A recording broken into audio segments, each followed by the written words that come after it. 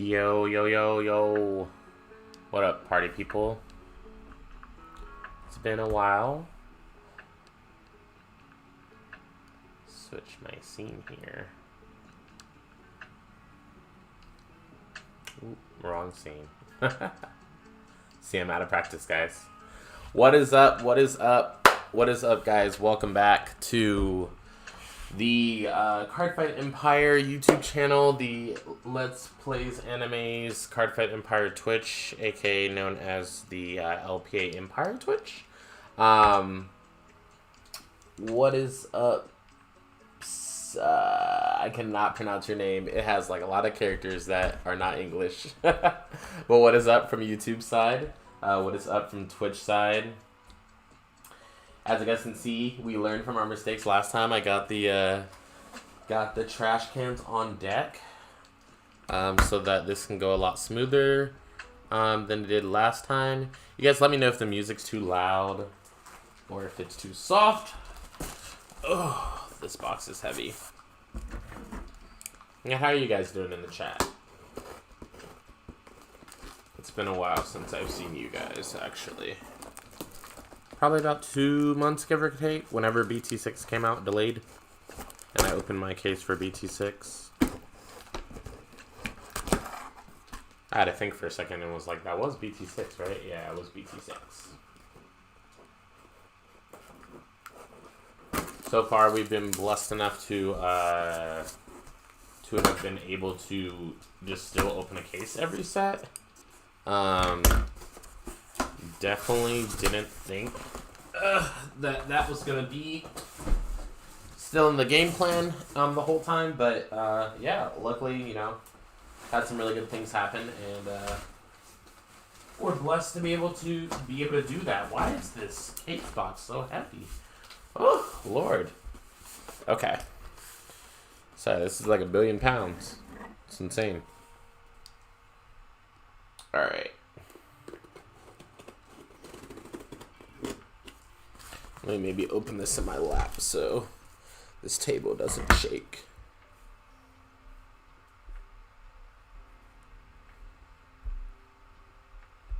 Okay.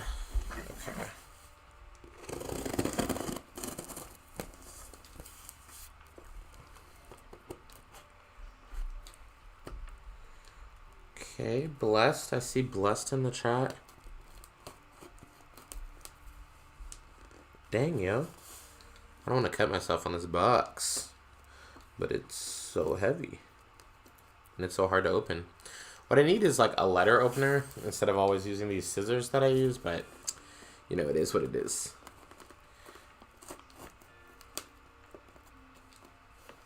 Let's see if I can. For some reason, this case is way harder to cut into than the previous ones were. And I don't understand. Let's try doing it this way. Aha! Use a little bit of sawing action here. Ooh, that's a bad positioning for my finger. Okay. Alright. EX1 Classic Collection. This is going to be interesting. I mean, as usual, I know nothing about the cards that come out in this set, which this time around is probably a mistake, seeing as though Nationals happens in 2 weeks, which pretty much gives me 2 weeks from this point, 2 weeks from actually today, Saturday, it's either February 5th or February 6th, something like that. The national tournament is going to be happening, so I qualified for that. I know there's a lot of people I know actually that have qualified for Nats as well, so it's probably going to be a stacked event, but you know, we're definitely going to learn all we can about this set. From what I understand about this set, it doesn't change much about the current format, but it just enhances things that are currently out and brings some stuff back, and then, you know, yeah, like enhances things that are already present, and some broken cards as usual in there. And yeah, so seeing as though I haven't read any of the cards, I guess we're gonna find out either the easy way or the hard way, right? Okay, so we got our first box here. The art is really throwing me off because I know that the art from this set is them giving like a kind of giving homage to like old Digimon cards, and that's why the art is like this on the cards. It's definitely going to be a weird adjustment for me, for sure. I'm also going to try to, as we go, consolidate these boxes so I don't end up with a huge mess at the end, like always. Just going to try to, like, yeah, fold them and stick them into the trash can folded, so, you know, we're not. Must be that good tape. You're going to kill it, thank you. I appreciate that. So it looks like for our box topper, we got a Wargreymon. This is the black Wargreymon with blocker and reboot from BT2. Interesting choice of a reprint, because I didn't really think that this card needed a reprint, but here we are. I mean, it looks nice. Foiling is beautiful. Didn't really think we needed a reprint of this card again, but, you know. Who am I? I don't make the cards, right? So, actually, I'm trying to, yeah, let's put these over here. What we'll do for this time is we'll put all of the high-rated cards at the top, and we'll work our way towards the bottom.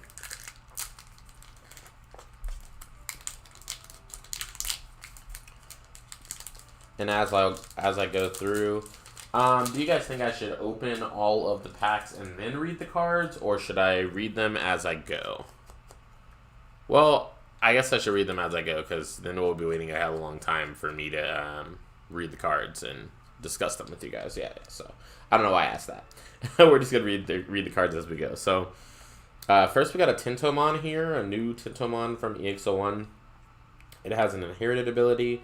This says, the next time one of your Digimon digivolves into a Digimon card with Insectoid or Ancient Insect in its traits this turn, reduce the memory cost of the Digivolution by 1. And it triggers that when attacking. So I'm guessing it has some kind of like combo card that goes with this, because otherwise that seems pretty bad. Yeah, I'm not currently sure what to think about that, but right now that seems pretty awful, actually. Biomon has a, when attacking once per turn, when this Digimon attacks a player, draw a card. Seems good. Seems like it get used in Jesmon or maybe some other red decks that need draw power. There's a Salamon here. It says, when attacking once per turn, if you have 3 or more security cards, draw 1 card. Also, I could see this rookie being good. So we're gonna put them like so. Zudomon, when Digivolving, trash 1 Digivolution card from the bottom of one of your opponent's Digimon. During your turn, this Digimon can also attack your opponent's unsuspended Digimon with no Digivolution cards. That's actually amazing, because this card has 8,000 DP. Being able to attack cards with no sources, like in the early game, your opponent, I imagine, will not have a lot of sources underneath their Digimon. So if you can just Digivolve into this, I mean, it does cost 3 to Digivolve, which kind of sucks there. But if you do Digivolve for 3 into this and you trash their source, and that's the only source under their card, you can swing into it, kind of like a Shoutmon-esque thing. That seems good. That seems really good. Then we have Stingmon. It has Piercing. It evolves from blue and green, so very cool Imperial support. And then, of course, the inherited, as I say that. While this Digimon has Imperial Dramon in its name or free in its traits, it gains Piercing. So, that seems cool. Obviously, you know, we all love to hate Imperial, but Imperial support is Imperial support, right? I'm not sure if that's like a good thing or a bad thing. Like, do we want that deck to get support or not?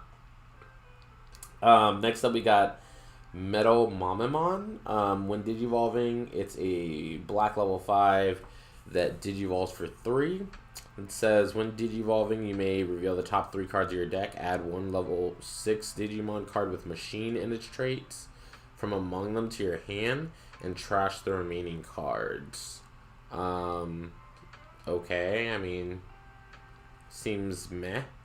And then when attacking Inherited, if this Digimon has Machine in its traits, delete one of your opponent's Digimon with a play cost of 5 or less. Now that Inherited ability does seem good, I will say that. This Gatomon says, on play, trash 1 Digivolution card at the bottom of one of your opponent's Digimon. Do we think that's good for a 3 play cost? I'm not sure. I guess it's decent. I feel like there's another card that also does the same thing, if not something more than that. Was that an uncommon or a common? Okay. These are all commons. So what we're going to do is we're going to... we're going to keep it like this for now. The only cards we'll actually separate off will be the... probably be the rares and higher. And then common, uncommon, and... or sorry, the super rares and higher? Something like that.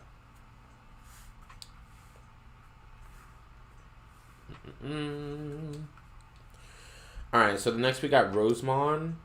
During your turn, this Digimon gets plus 1,000 power for each of your opponent's suspended Digimon. That could be cool. It's 11,000 base DP, so if your opponent has 2 suspended Digimon, it automatically becomes a 13k DP. That's really good. Oh, and then when attacking, it suspends one of your opponent's Digimon. This card, I feel, is really good if you can get it out. I mean, it seems like it's kind of heavy costed as far as like a green level 6, but well, not heavy costed, but I feel like it'll be hard to get out in this format. Like, this format's really fast. Being able to get out of Rosemon, that's not going to do anything for you defensively, but helps you with that offensive start, can be good. Also, to attack one of your opponent's Digimon, like, you have to... your opponent would have had to have it suspended already, and then you would have to swing and suspend something else. Like, you can't swing with it, suspend something, and then be attacking that same thing. So, if you could do that, that card would be a lot better. Next, we have a Gatomon. If you have 3 or more security cards, one of your opponent's Digimon gets minus 2,000 DP. Okay, seems decent. Kabuterimon, when attacking, this Digimon can Digivolve into a Digimon card with Insectoid in its traits. Okay. So, obviously, this Kabuterimon goes with this Tentomon. So, if I read their effects together, I might not think this Tentomon's so terrible. So, assuming that this Kabuterimon's like this, when it swings, you would activate the next time this Digivolves reduce the memory cost by 1, and then, oh, I see. And then it would Digivolve into the 5, but then the 5 would still be attacking. Like, I guess whatever the 5 is that goes with this, like, has to be swole to not fear death or anything like that.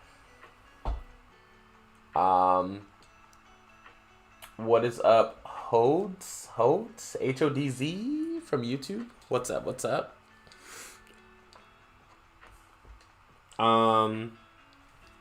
Let me actually make a small post about this.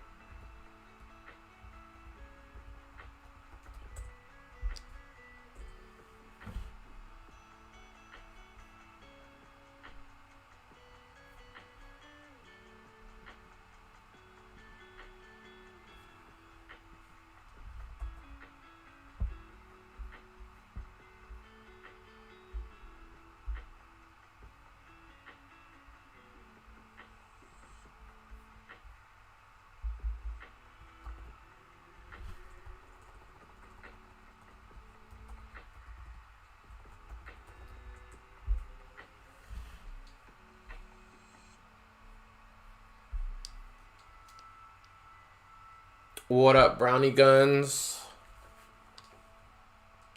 Yes, sir. Opening that fresh EX01 and reading the cards. So next we got Fight for Your Pride. This is a 4-cost purple option card that says play 1 purple level 4 or lower Digimon from your trash without paying its memory cost. That's already pretty good in my opinion. Well, for 4 costs, I guess it could be decent. Then if you have a Digimon with Myotismon in its name and play, one of your Digimon gains blocker until the end of your opponent's next turn. Now, this is actually really good, in my opinion, because if it's paired with Devimon, right, which is also part of the Myotismon line, which I assume this card would be used for, Devimon has Retaliation, so if you can give Devimon blocker, like, that's amazing. And then Insecurity, it lets you just play a level 4 or lower Digimon from your trash, so you could just play, like, a Vaomon or a Devimon blocker or something like that. That card's pretty good. I like this card a lot. Let's put this up here. And then last card in the pack is Ultimate Connection, which is a 1-cost block option card. It says you may trash 1 level 5 Digimon with Cyborg in its trait in your hand to gain 2 memory and draw 1. Ooh. So it's like... It's not really like a card that we have out right now, but...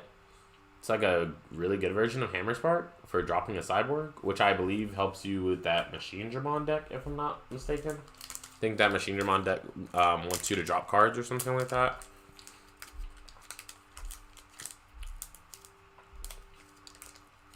These packs are also harder than usual.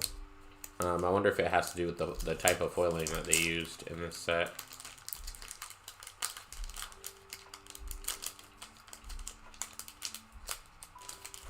Not destroy these cards. Trying to open these packs in a way that keeps the cards mint, but also open them efficiently as well. Okay. Next up, we got a Ladydevimon that has Retaliation. That's really good. I think this is the first rookie in the game that we've seen with Retaliation on it. At least I don't remember a rookie having Retaliation on it. That seems really good. During your turn, if you don't have a Digimon with Myotismon in its name, this Digimon can't attack your opponent's Digimon. Ooh, okay. So maybe not as good, because it can't just attack willy-nilly. Like, it can't just move out of raising and swing on, like, a big Digimon. You have to have a Myotismon in play. So, kind of mid. Then we have an Angemon. When attacking once per turn, if you have 3 or more security cards, this Digimon gets 1000 DP until the end of your opponent's next turn. At least it keeps the DP till your opponent's next turn. I was about to say that card's terrible, but it does keep the DP till, you know, the end of your opponent's turn. So maybe that will be a DP threshold that your opponent can't cross or something like that. It's also a 6K for a level 4, which is pretty strong. Pretty strong. I like that. We have another Gargamon, which is another does the same thing as seemingly as the Gargamon we already have, which is it has blocker and it can attack, but it has an inherited ability that says when attacking, you may trash 1 Digimon card with Machine or Cyborg to draw 2. So it seems like this Cyborg deck just kind of like wants to like mill itself through, drawing a lot of cards and stuff like that. Obviously, I haven't played it, but that's what I'm getting from reading the cards. Then we have a yellow Electmon. We do not have a yellow Electmon yet. I believe we have a purple one and a blue one so far, but not a yellow, so this is new.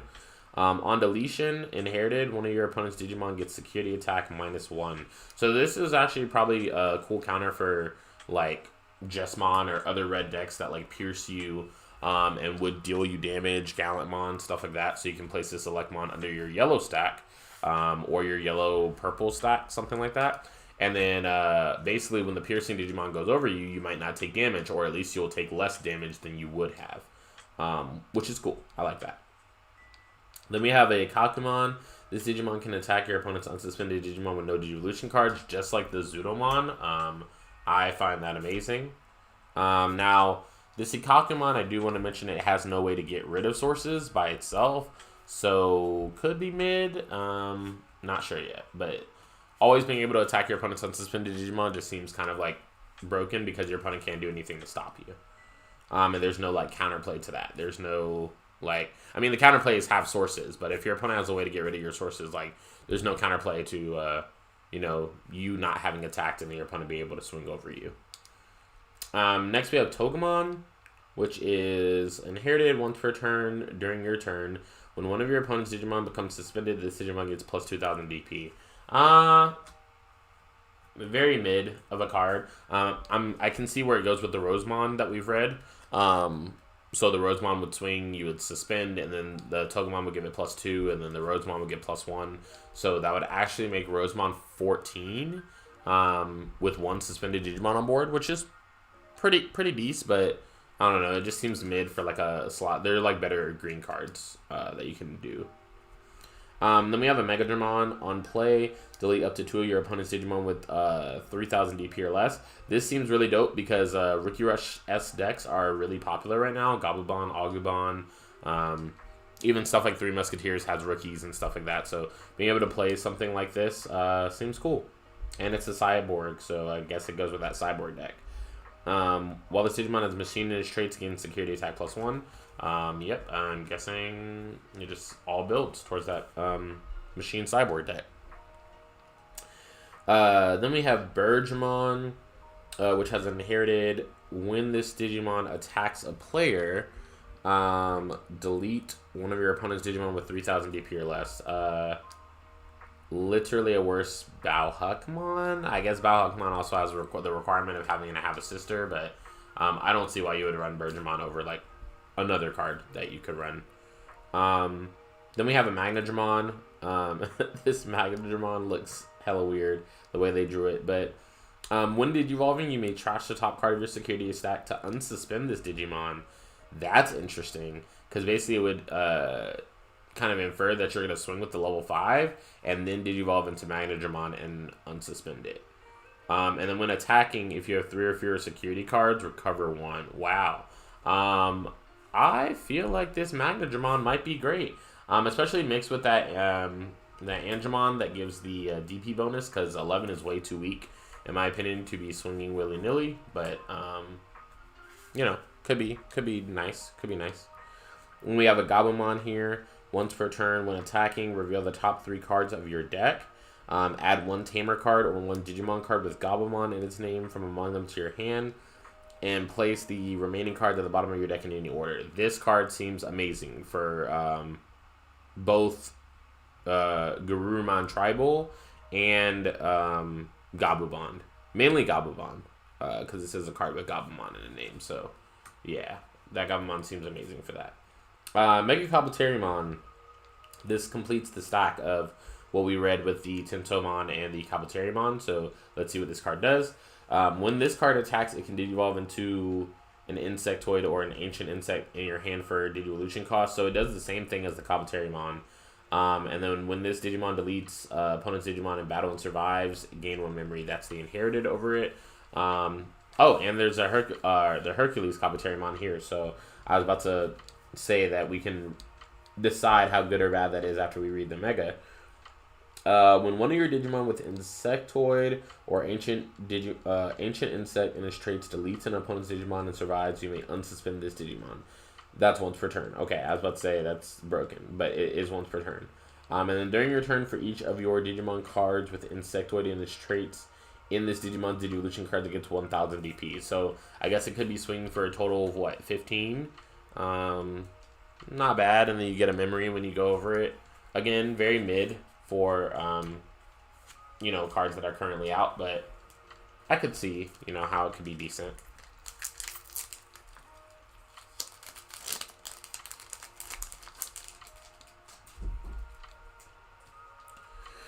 Alright, next up we have Andremon. Andremon, I'm guessing, is part of the Cyborg deck, just based off of, you know, what I know about Andremon. But when Digivolving, you may reveal the top 3 cards of your deck, add 1 level 6 card with Machine in its traits from among them to your hand, and then trash the remaining card. I'm pretty sure this card does the exact same thing as Metal Mamamon. Like, do they literally do the exact same thing?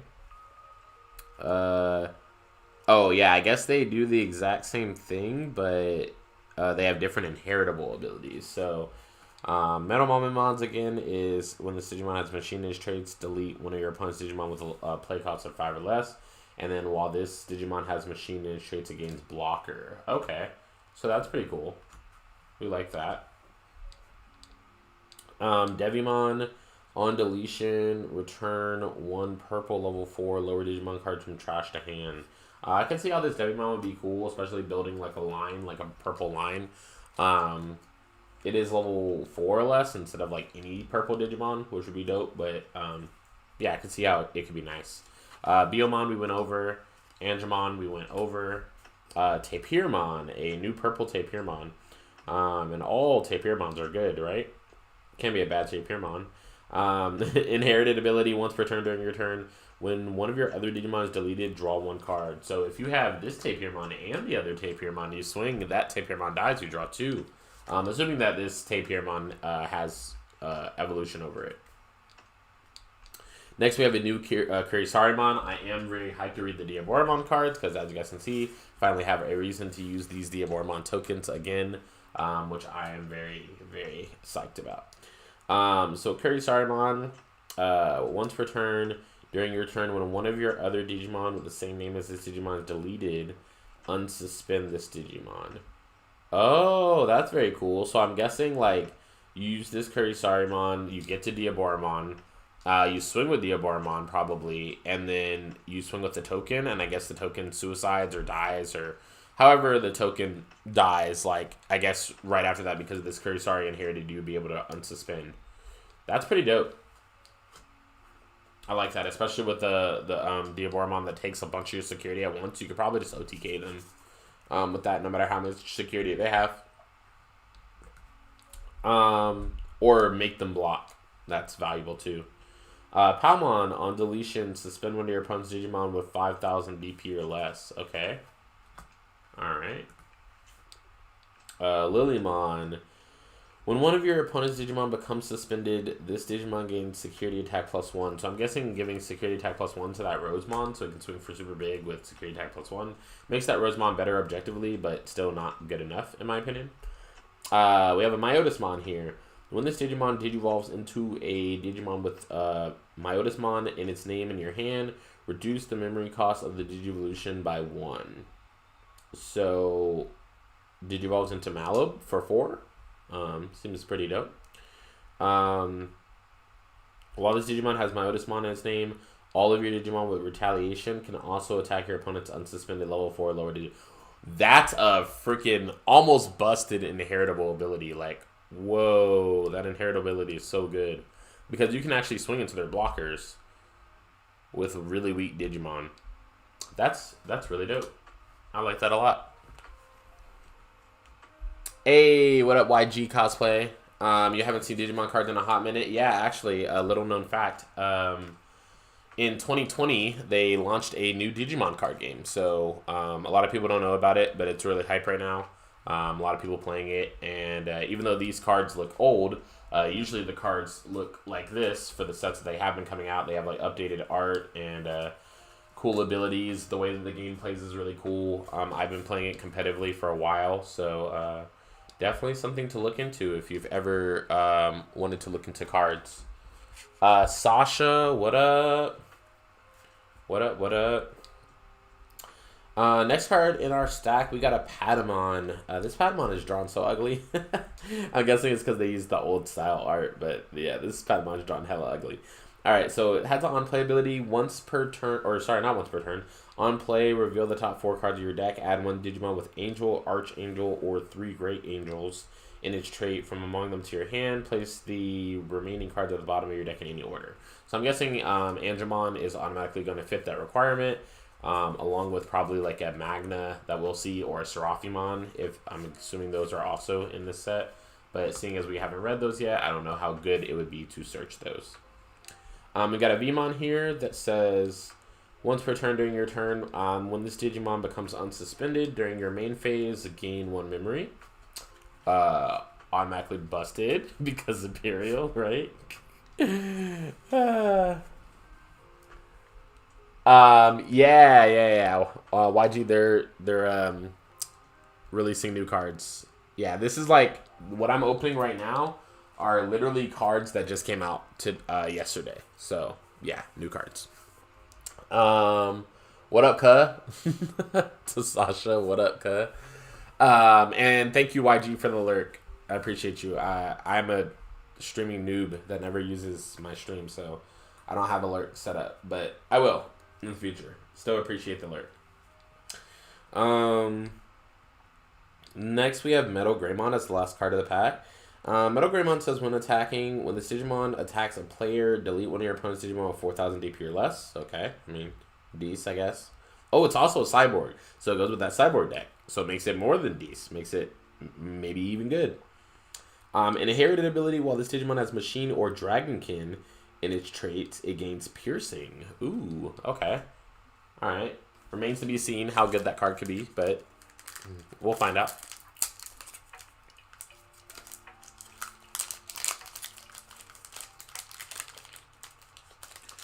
We will find out. Alright. I have to, like, get myself some water or something. Yeah, I'm running low on water. Alright. Gargamon, we already went over. The Devi already went over. Stigmon already went over. Wargreymon card we did not go over. When Digivolving, draw a card.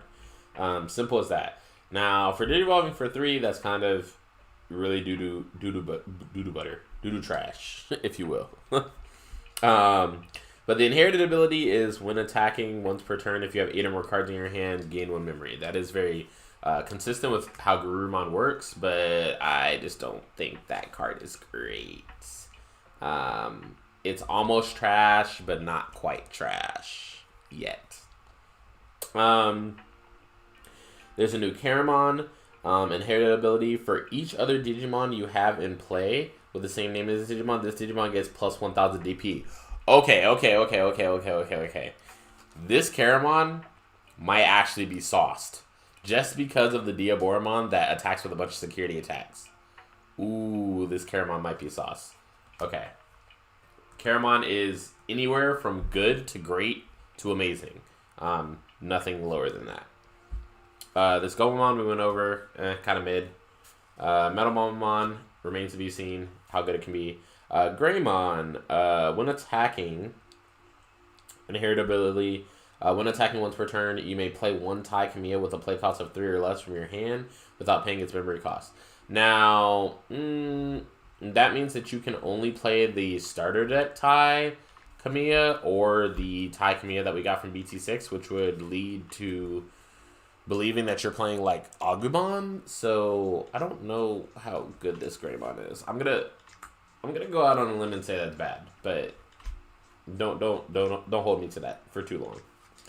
This Lilymon, kind of mid. Phoenixmon has security attack +1, and when attacking, when this Digimon attacks a player, draw 2. Ooh, this Phoenixmon could be a good tech card, I feel. Draw power in the form of just swinging on your opponent, like that's all you got to do to draw 2 cards. Like, that's dope. That's low-key amazing. Alright, so the next card is Analog Youth. Even though I don't know what it does, I've heard this card's name a lot, so this card must be good or be played in multiple decks. So let's get into it. So, on play, you reveal the top 3 cards of your deck. You add 1 Digimon card from among them to your hand. You trash the remaining cards. I don't know if I like the trash the remaining cards part, but I do like the search for top 3 for a Digimon. That's good.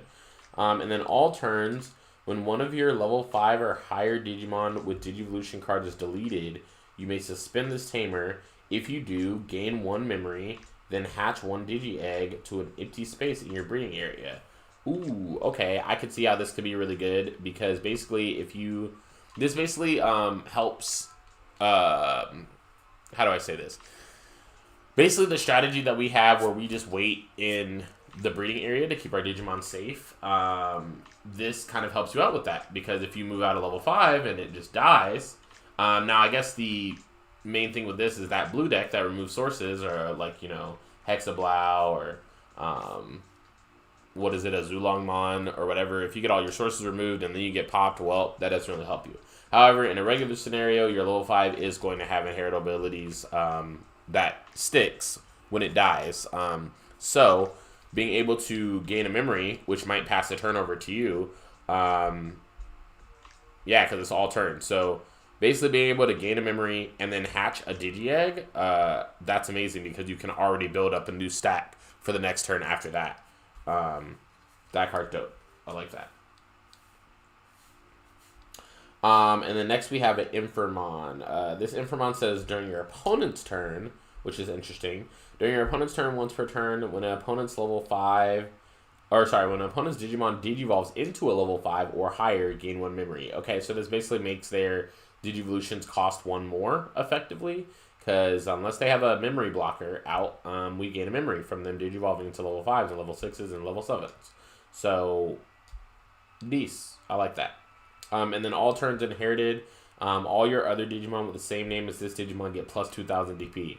Ooh, also goated because 5K tokens? Anyone? 5K? 5K tokens? What? Okay. Wargreymon is seeming real sauce right now. Real sauce. You feel me? Wargreymon is seeming hype. That might be the first deck that I play out of the set while I'm preparing for next. Alright, so new pack, we got Salamon, we read that already. Wizardmon, we did not read this. So Wizardmon has Retaliation as level 4, that's dope already. And then inherited ability, all your Digimon with Retaliation gain Rush. Oh my gosh, that's so good. That's so good. That's so good. I don't even have anything to say beyond that. That's just good. Garudamon, when attacking once per turn, when Digimon attacks a player, gain 1 memory. Decent, I guess. Like, Analog Youth makes this whole set better because it seems like it's just very like stack based, right? So whereas set 6 was focused on like Ricky Rush-esque style decks and security control and all that, it seems like this set is just built on you build a Digivolution stack and you work from there. So Analog Youth, amazing card for the set. For the format, I don't know how amazing Analog Youth would be, but for, I'm guessing Analog Youth is a card that kind of like helps decks that are not Rookie Rush style fight back, essentially. Helps them be a little bit faster if they need to be. Hergurumon on play. You can trash 1 Digimon card with Machine or Cyborg and its traits in your hand to draw 2. Okay, that's good. It's kind of like not Graceful Charity. Oh, a weaker Graceful Charity, if you will. Next, we have an XVmon that Digivolves from blue and green, so Imperial support. It has jamming, and then an inherited ability. When this Digimon has Imperial Dramon in its name or free in its traits, it gains jamming. So gives jamming to every line above it, so that XVmon's automatically good. The Centomon, kind of meh. The Zudomon, good. Plesiomon, so we got a new Plesiomon, which I'm so used to Plesiomon being 12k that it automatically seems that Plesiomon being 11k is a downgrade, but let's read the ability because that's probably why. So during your turn, once per turn, one of your opponent's Digimon's Digivolution cards is trash, draw 2. That's nuts. I like that. And this Digimon can attack your opponent's unsuspended Digimon with no Digivolution cards. Clear boards. This Plesiomon's good. I don't like that Digivolves for 3, but it's fair. It's fair. Based off of what it does, it's fair. Next we got a Etmon. I've heard things about this deck too. So during your turn, when this Digimon Digivolves into a Digimon card with Etamon in its name in your hand, reduce the memory cost of the Digivolution by 1. So I believe the Metal Etamon, if I'm not mistaken, actually I have it nearby me, but I don't feel like lifting up that stuff to get it. I think that card Digivolves for 3. So making it Digivolve for 2, which seems good. And then while this Digimon has Etamon in its name, it gains jamming. Okay, so cannot, obviously can't be destroyed in battle, jammed. Cool.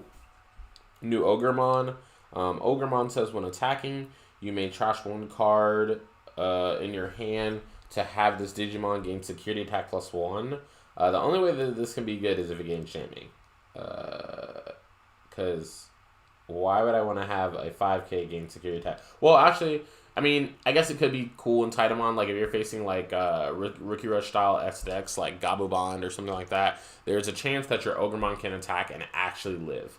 Also, if you're, playing against security control, there's also a chance that, when you swing with Ogremon, if you have other unsuspended targets on the board, it's going to make for effectively the same trade-off or the same payoff if you swing into a security control player, make the discard for the Ogremon. So now if they flip an option card, they either have to kill Ogremon and stop its security attack plus from going for another damage, or they kill one of your other Digimon on board and then you literally get your other check. So I guess this Ogremon could be cool. I didn't even read its inherited ability. Inherited ability, you may trash one card in your hand to have this Digimon get plus 2,000 DP for the turn. So that's me. This Tyrannomon, meh. But you guys in the comments, tell me what's up. Tell me how life's been, your new endeavors in 2020, 2022. Why did I say 2020? 2022. Let me know what's good. Alright, so next we got a Metal Tyrannomon. This Metal Tyrannomon literally does the same thing as the Metal Mamamon and the Andremon that we saw before. So I'm not even going to read that top part. But the bottom part is during your opponent's turn, while this Digimon has Machine in its name, it gains Reboot. Okay, so if I remember correctly, the Machine Dramon can just stick all these cards under it. So it'll have like Reboot, Blocker, Piercing. Yeah, I guess it would have it all. And that seems dope. The Kakamon we went over already. Quaggamon, Electmon, Ladydevimon, Megaderm, Andremon, Rosemon, Gatomon, Magna Jumon. Alright, so next we got win rate 60%. If you have a Tamer in play, you may use this option card without meeting its color requirements. Okay, great. So you can use it in anything. The next time one of your Digimon Digivolves this turn, you may trash one Digimon card in your hand the same color as the Digivolving Digimon to reduce the memory cost of the Digivolution by 4. So essentially, if the card has a Digivolution cost of 5, you're Digivolving for 3, which is good. And then if the card Digivolves for anything less than 5, it Digivolves for 2. With win rate 60%. Okay. And it adds to your hand in security. Feel like that card's decent. I don't know about it taking up a slot in my deck, but that card's decent for sure. Then we have a Tyrannomon. When Digivolving, if you don't have a Taiga in play, you may play one from your hand without paying the memory cost. So very similar to like the Kurisarimon for Diabora with the Errata Sonata. And then during your turn, this Digimon's also treated as green, so you can build this deck red or green, it seems. And then inherited ability, when this Digimon has Tyrannomon in its name, it gets plus 2,000 DP.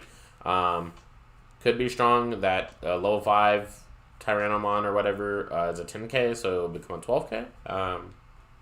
Seems like that could be pretty decent. Not like by any means like hard competitive, but decent. Definitely decent.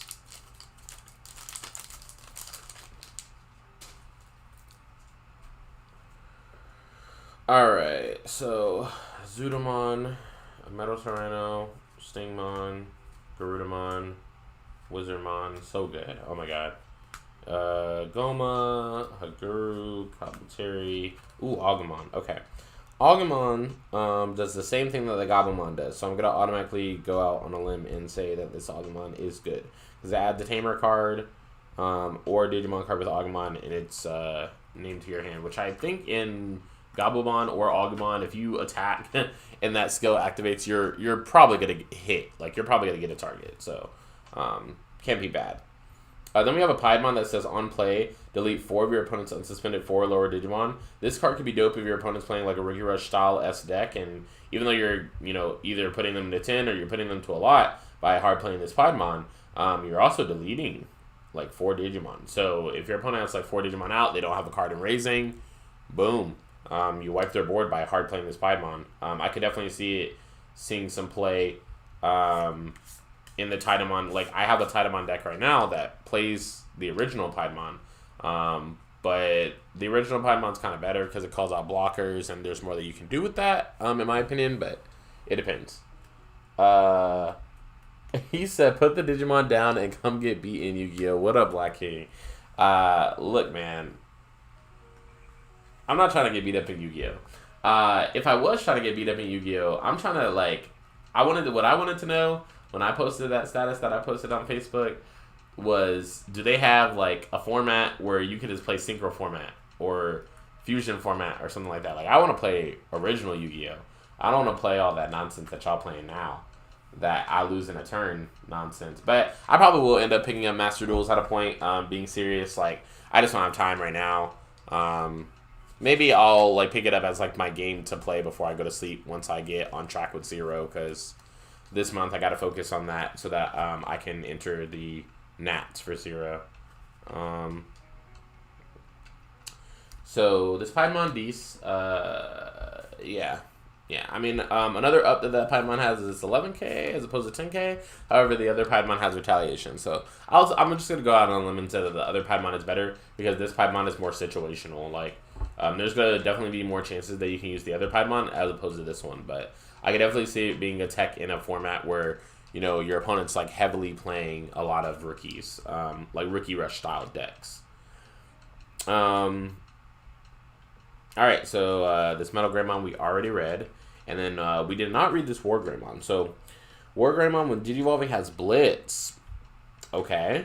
A non-Shopmon card that has Blitz. A non-Omni Shopmon card that has Blitz. That's good. When attacking, when this Digimon attacks a player, if you have a Tamer in play, delete one of your opponent's Digimon with Blocker. Ooh. Okay. I mean... It Digivolves for 4, so if you start the turn off at 3, you Digivolve into Wargreymon, you get your Blitz off, and then you leave them at 1, assuming that they don't have a Tamer. But I also just think that this card's just probably just meh. Bro, I put down Digimon for a minute. The meta was boring. Yeah, I don't think the meta was boring, but I did take like a little holiday break, so I put Digimon down from like December 20th or like 21st, 22nd to like now. So now I'm gonna, you know, come back and play more along the lines of like how much I used to play. Wargreymon, Salamon we went over, Kakamon. The cards in this specific pack are like cold randomly.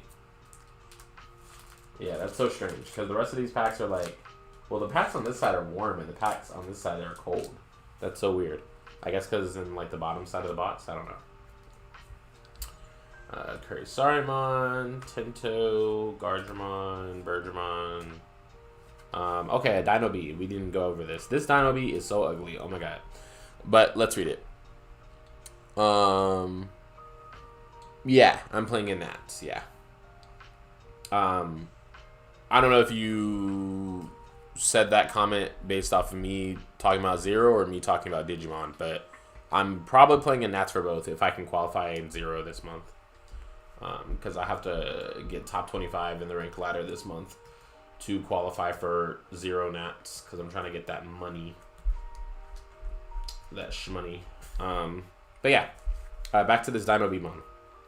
So when Digivolving, if a Digimon card with free in its traits is in this card's Digivolution card, suspend one of your opponent's Digimon with 5,000 DP or less. So I guess this is really good with the Stingmon because even though it won't have jamming, it will have piercing.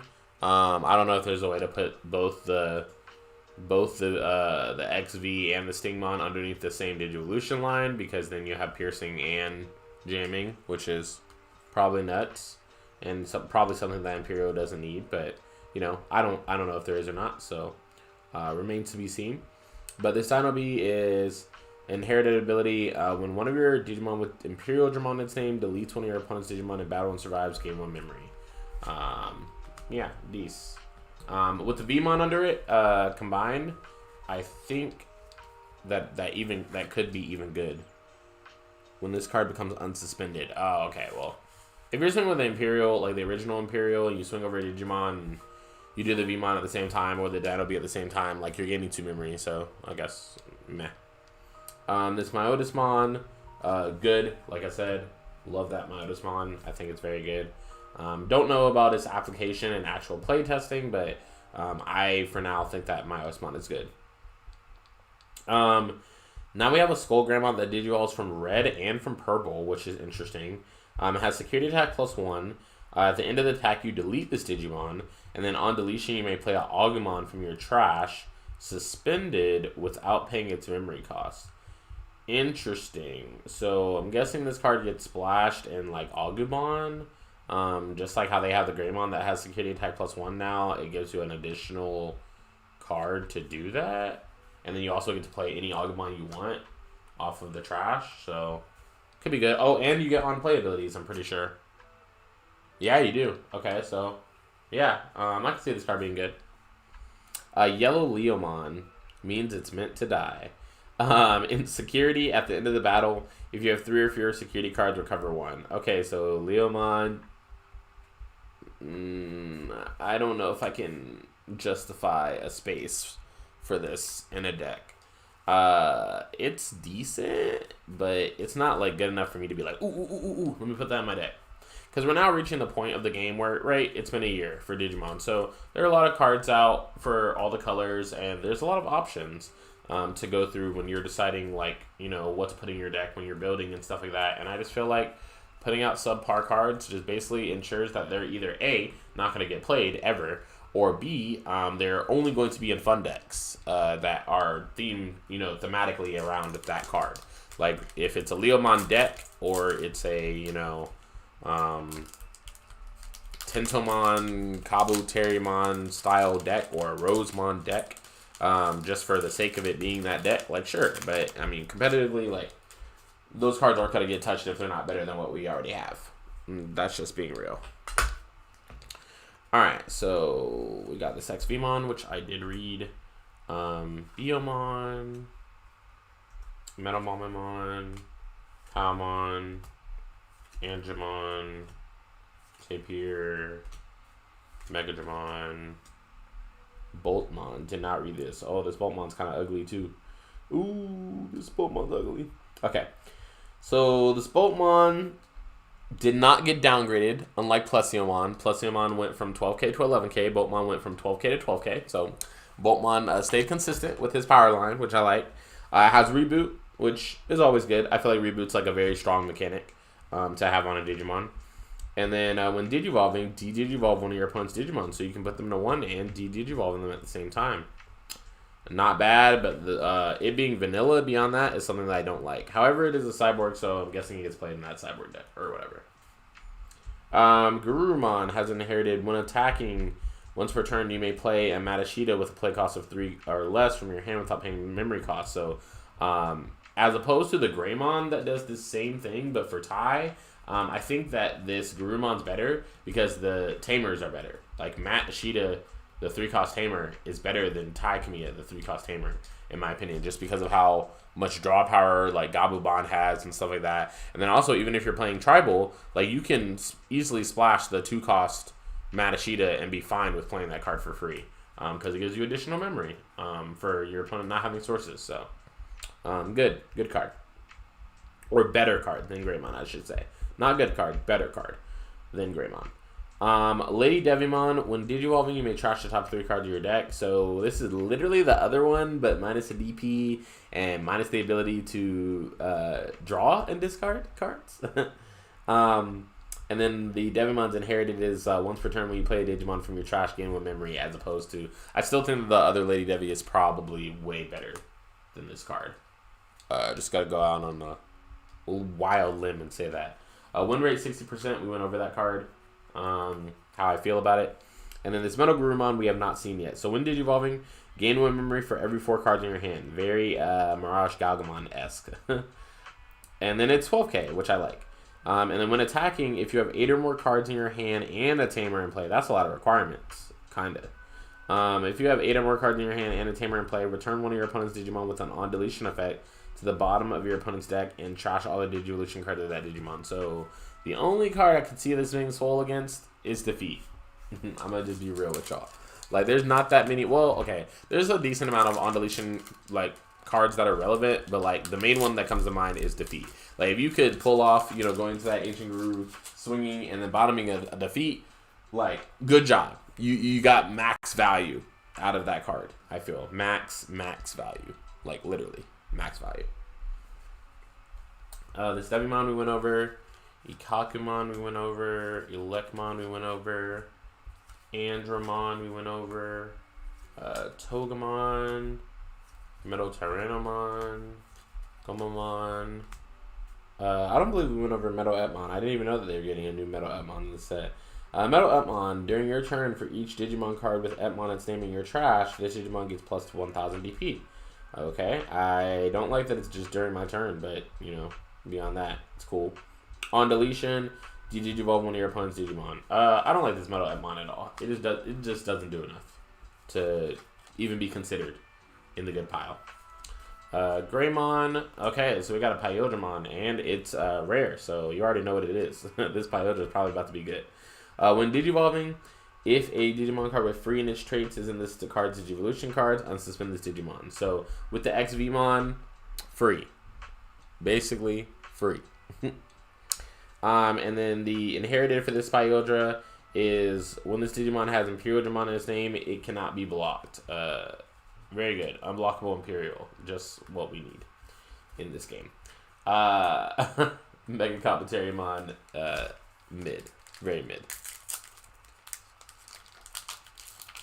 Alright, so far, I haven't run up against any cards that I'm like, oh my god. Well, actually, no, that's a lie. The cards that I've run up against that are like, oh my god, so far are that Wizardmon. Ooh, that Wizardmon is hot fire. That Devi's okay. The Diaboromon cards have kind of struck my fancy. And other than that, I don't think they're... Oh, and that Analog Youth card is pretty cool too. But yeah, like I said, I don't think there's been like a mind-blowing, like, oh my god, this card is game-changing type card that's come up yet. But, you know, there's still time. Still a lot of packs to go. Boltmon, Gatomon, Ogremon, and then this is literally just an alternate art of that same Gomamon from before. The alternate art looks clean. I like that. Yeah, that alternate art looks clean. However, I don't know what the projected aims are for pulling out of boxes in this set, so that could be good. I got that as an alternate art, but it could also be very bad. So, we don't know yet. I don't even know what the secrets in this set are, to be honest with y'all. Salamon, Karamon, Palmon, Tapir, Garuda, Phoenixmon, Magna Jumon, Plesio, Infirmon, and Fight for Your Pride.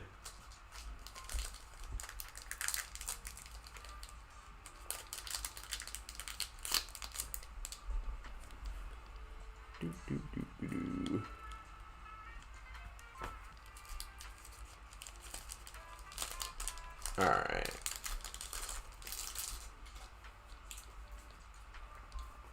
Also, thank you, YG, for the follow. I appreciate that. Thank you, Fire Rabbit, for the host. Appreciate that as well.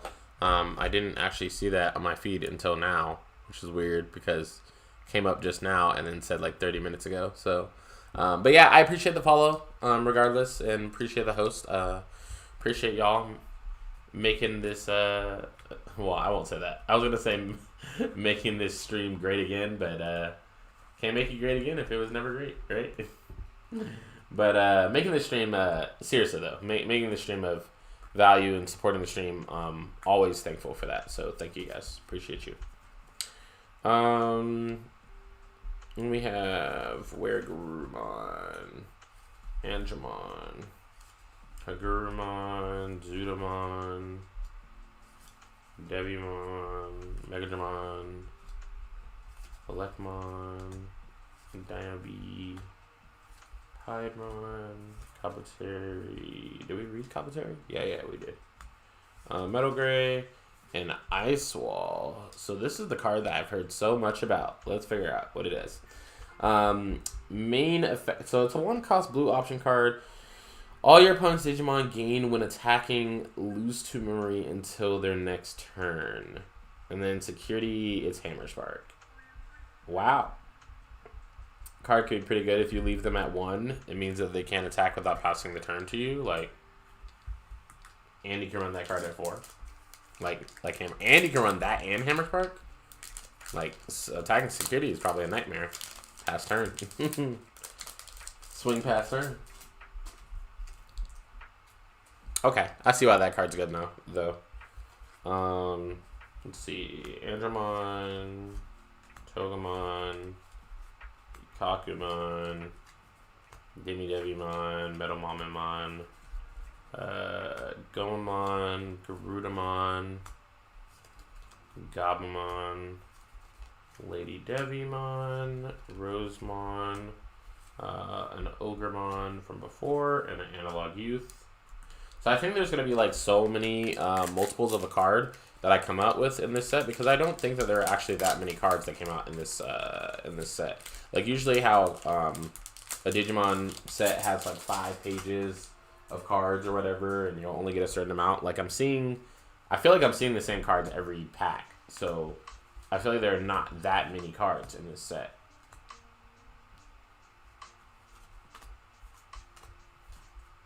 Bergemon, Electmon, Lilymon, Ice Wall.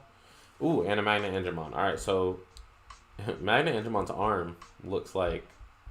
Do I even want to say it? Do I want to get demonetized? Never mind. Lord. Okay, so Magna Jumon's effect. Right, so when attacking, if you have 3 or more security cards, this Digimon gets plus 4,000 power until the end of your opponent's next turn. That's low-key amazing. I'm not going to lie. That's low-key amazing. Especially in combination with that Magna Jumon. Because it gets 4,000 DP, which means that this Magna Jumon will be a 15k. That's swole. I like that. And then Inherited is when the card is added to your security stack, gain 1 memory. So it even makes Magna Jumon cheaper in a way, because if you go to Magna Jumon in that same turn and you swing with it, the Inherited of Magna Jumon will grant you a memory. So this Magna Jumon swole. I like that. Now the only thing that makes it the difference between it being swole and only kind of mid or trash is purely the fact that you keep the DP going into your opponent's turn. Sorry guys, I have the hiccups. Ooh. Apologies. Try to hold my breath for these hiccups.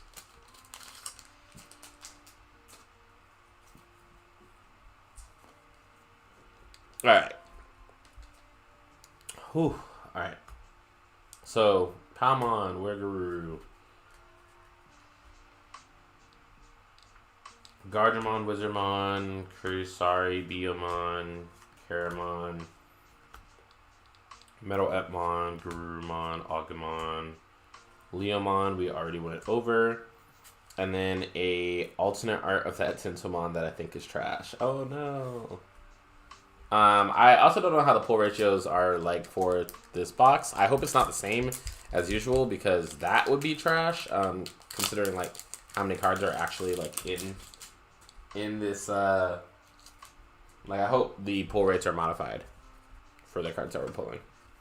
XV, Tentomon. So I think at this point we've probably read every new card that is in this set.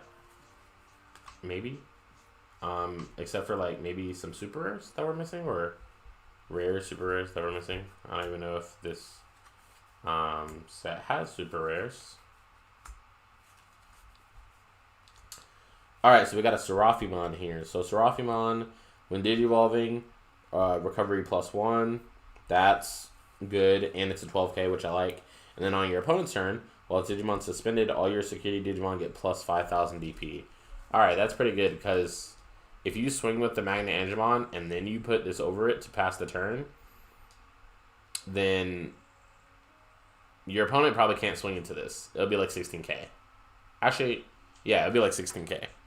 So your opponent probably can't swing into that, and then that makes them not want to swing into security either because all your Digimon will be bigger. Then this Tyrannomon we went over before, very mid.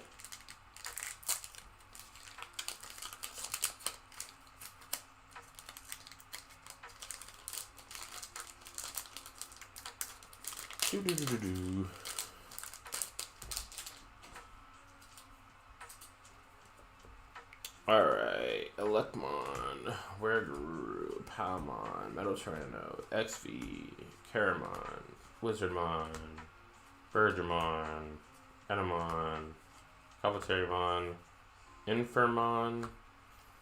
Ooh, and a new Venom Myotismon. So Venom Myotismon has Retaliation, automatically good. Retaliation is a broken mechanic in my opinion. And then when attacking, you may play one purple level 4 or lower Digimon card with Retaliation from your trash without paying its memory cost. Any on-play effects don't activate. That's really good. Every time you swing, call a Ladydevimon with Retaliation. That's fire.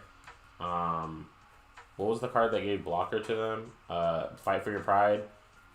That card's really good. I do like that Venom Myotismon. I think it's good. Probably in combination with Mallow. Could be really good with because Mallow synergizes really well with like Retaliation and you killing off your other units while Mallow is present.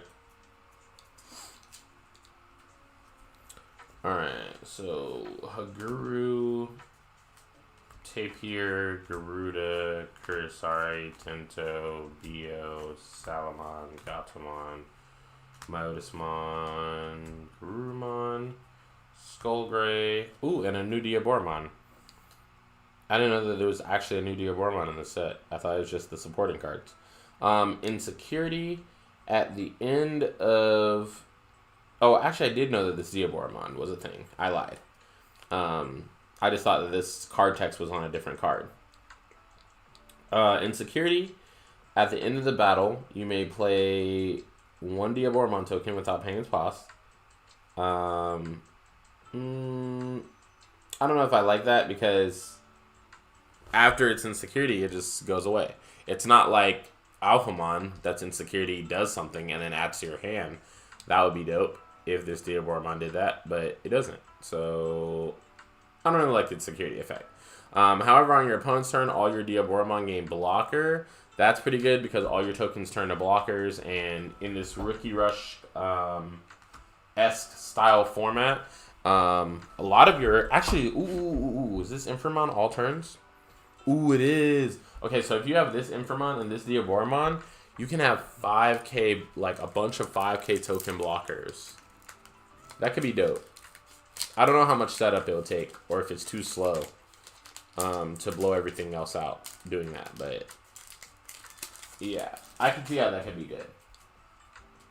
Because even like, I mean, Ogremon could just blow up the Diabormon stat and call that a day, but Gatomon has to work a lot harder to get like 6s off the board if you're not actually swinging with them. So if you don't swing with that Diabora ever, and you know, considering that your tokens are not going to be like, you know, they're level 6 as well, so it's going to be hard to remove those as well, and they're blockers. So if your opponent tries to go into like Gatomon and start swinging on you, and you have tokens, like you can just block them for free. It's free real estate, if you will. Zudomon, Stingmon, Metal Mamamon, Gome, Demidevi, Angemon, Gargamond, Lilymon, Metal Epmon, Ogremon, Skullgray, and then Ultimate Connection. Ultimate Connection.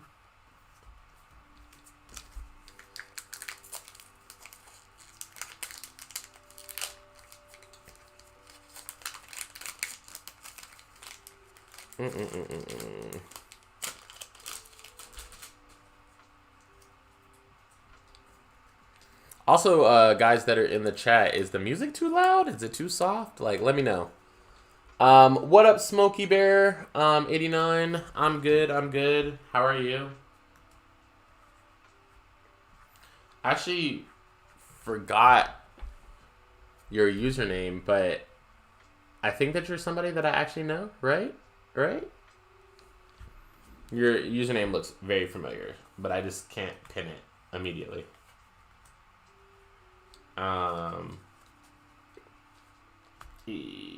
Pokemon, Mega Jumon, Andremon, Ladydevimon, Diamon, Dino B, Gabu, Boltmon, win rate 60%, and this Vmon that I think is fire. The Vmon's very good. Said yup, LOL. Man, so I'm gonna hold out on the suspense. You gotta tell me. Maybe not in chat if you don't feel like giving yourself up in chat, but definitely whisper me or something and tell me who you are, because it makes a difference. Stingmon, Magna Jumon, Piedmon, Plesio. This Lilymon that's hot garbage. Ooh, Baptism by Fire. Okay, I haven't read this card yet. 3-cost red option card. Delete one of your opponent's Digimon with 6,000 DP or less and blocker. This card is automatically trashed to me, and let me tell you why. Because it's too specific. Why do my cards have to have blocker to get destroyed by this card? If it just said destroy 6,000 or less and or a blocker, this card would be nuts, but it doesn't say that. So this card is very mid. Baptism by Doodoo. That is its new name. This is the new name of that card, because it's not very good.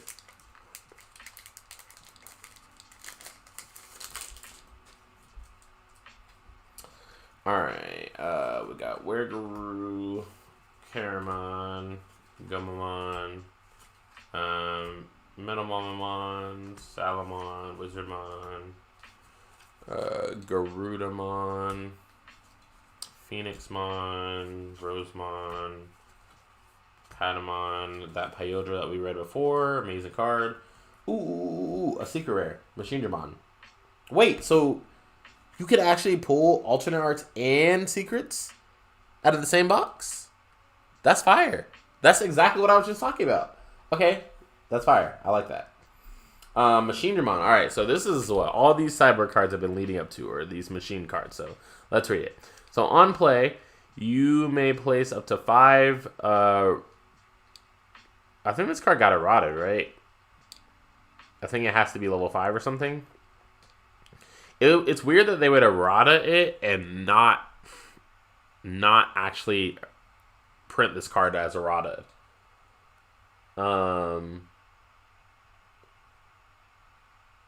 POG. What does POG mean again? Poggers.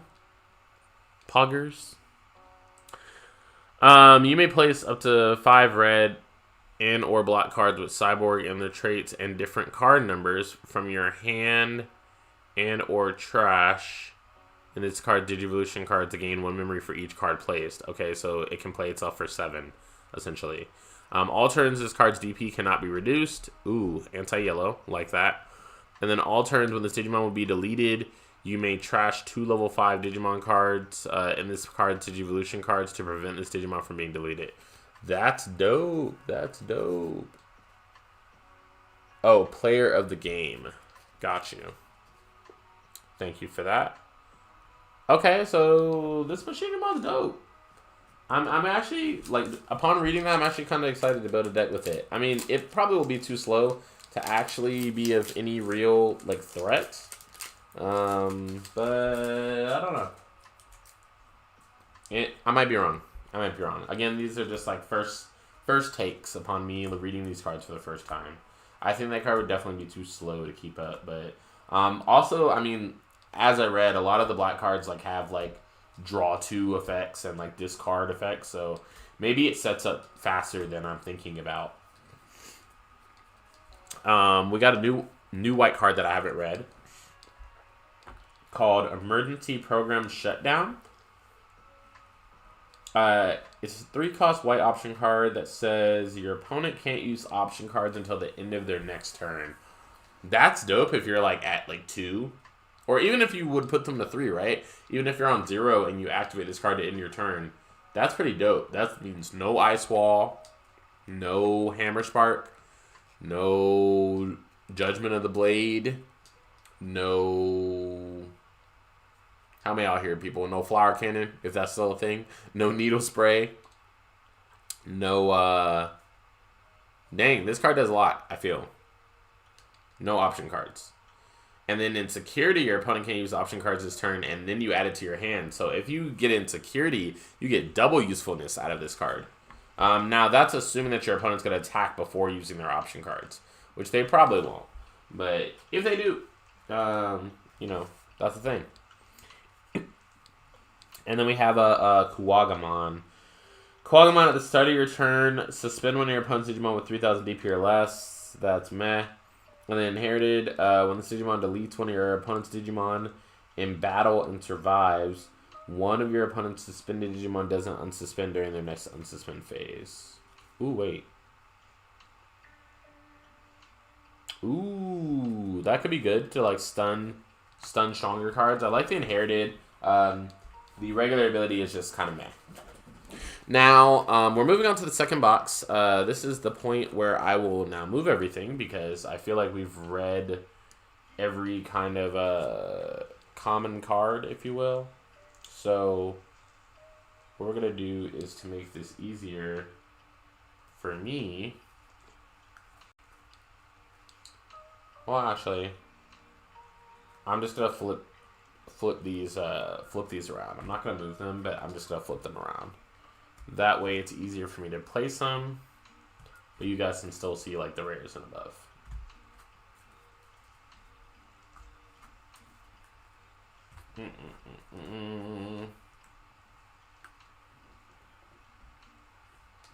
I feel like I should be putting this Machinemon here.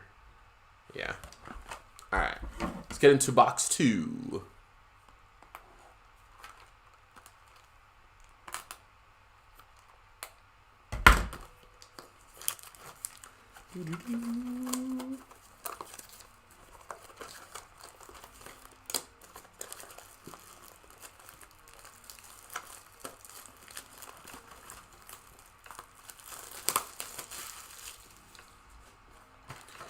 Alright, box 2, folks. Again, this box topper Wargrey. I don't know about that card.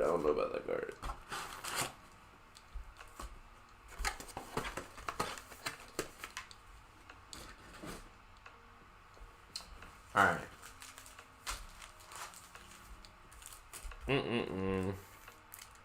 Open this box topper Wargrey. Throw it with its companion.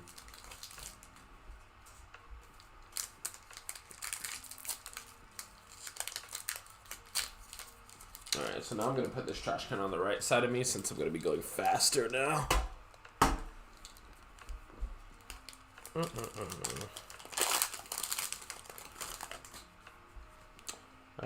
Gatomon. Mamamon. I'm actually going to switch each of these because it makes it easier for me color-wise. And it makes kind of like a mirrored effect, which is kind of cool to look at. Maybe, for you guys. Tento, Goma, Gardra, Ikaku, Ladydevimon. Let's not have those fall off the table. Alright, Rosemon, Bergemon, we've read this Megaderm, and we've read this Tyrannomon. Like I said, guys, I don't feel like there's that many cards in this pack. Like, I'm literally feeling like I'm seeing, like, the same cards. Like, I'm almost like you could have bought a box and just gotten every card. Maybe. How many Ice Walls did we pull from that first box? 2. So, yeah, 2 Ice Walls, 2 Pyodra. We also pulled 2 Vemon and 1 Metal. So possibly. Megaderm, Andremon, Gatomon, Gargamon, Lilymon, Electmon, Seraphimon, which we read, and Megaderm, which we read. If there is an Imperial in this set, I don't believe that we've seen that yet. That's one card that I can say that we have not seen. However, I think we might not have seen it because I think it's the Secret Rare. I think it's the other Secret Rare for the set. So that would make sense why we haven't seen it, because we've seen Angemon, essentially.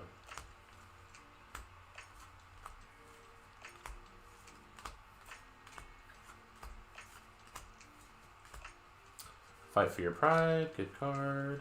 Ultimate Connection.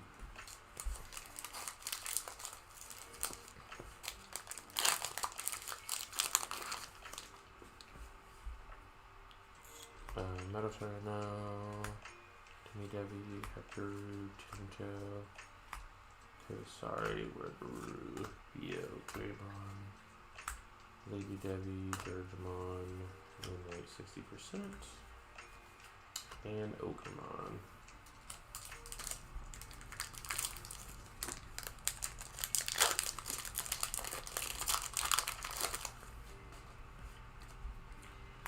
Kakamon, Quaggamon, Angemon, Tyrannomon, Megaderm, Digimon, Kakamon, Edmon, Kabate, Gato, Emergency Program Shutdown, and Andremon.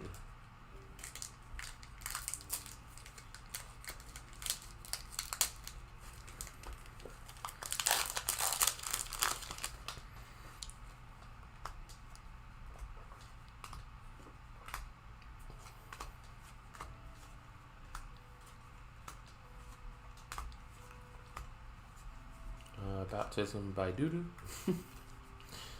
and Lilymon.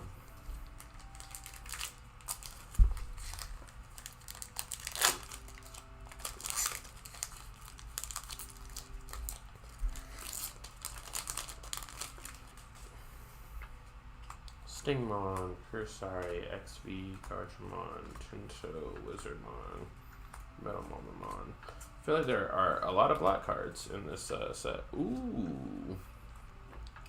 Alternate art of this Magna Jumon that I think is dope. So, yeah, I like that.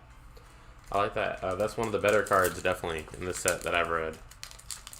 Definitely not mad about getting an alternate art of that card.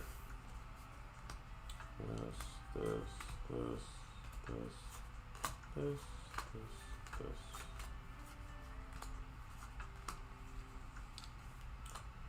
Ogremon and Quaggamon.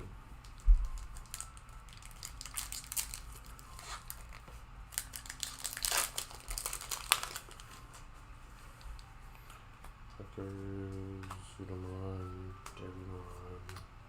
Megaderm, Electmon, Andremon, Quaggamon, Pride, Plesio, Phoenix, another Ice Wall, and another Metal Gray.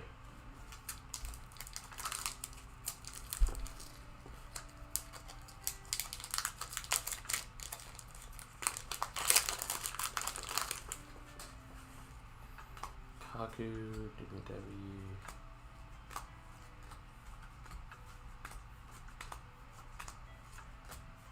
Another Vemon and another Seraphimon.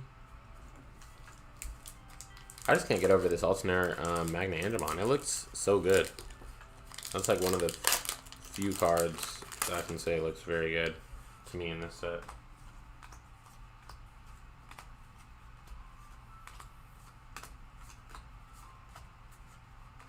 Another Analog Youth, definitely need that, and another Wargreymon. So I can see why people say that this set doesn't really change a lot. It's actually nice to feel like a set is not changing like a whole bunch, and then we're still on the format for like a couple months. Because I like to stay on a format for like 3 to 4 months in a card game.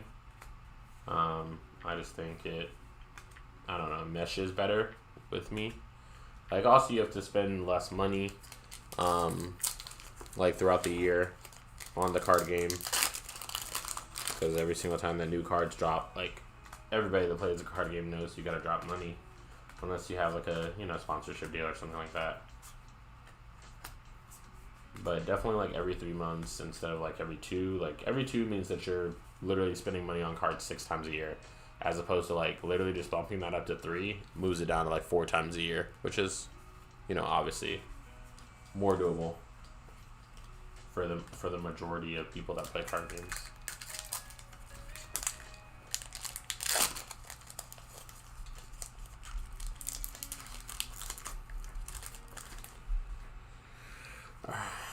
Mamamon, Megaderm, XV, Gatomon, Lilymon, Haguru, Tapir, Plessia, Bergemon, Gato, Emperor, and win rate.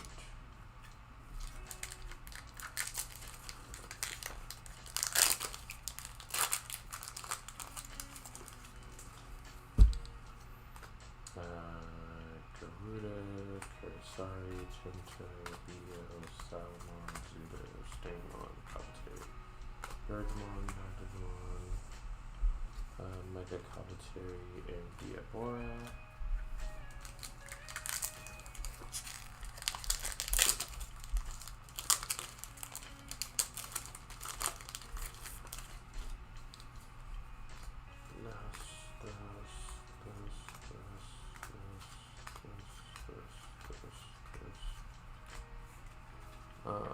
Metal Gray. Oh, the Imperial. Oh, and Imperial's a super rare. Alright, so I was wrong. We just didn't see it yet. Weird. Alright, so Imperial.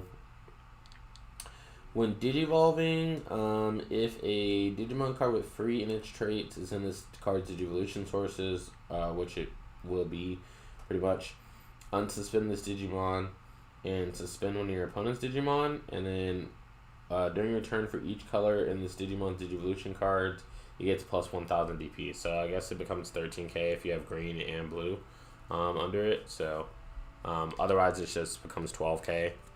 Not as good as I thought, but good, decent, I guess. I mean, probably really, really good with like the other cards under it, but as a standalone card, it's like, you know, it's meh. The other Imperial as a standalone card is like kind of insane.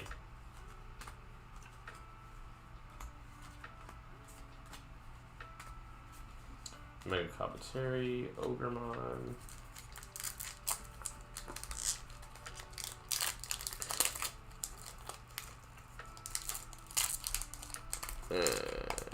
Why was the pack stuck to this pack like this?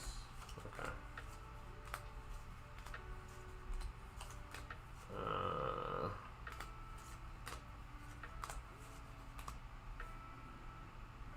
Win rate 60%. Ooh, and an Angemon that we have not seen yet.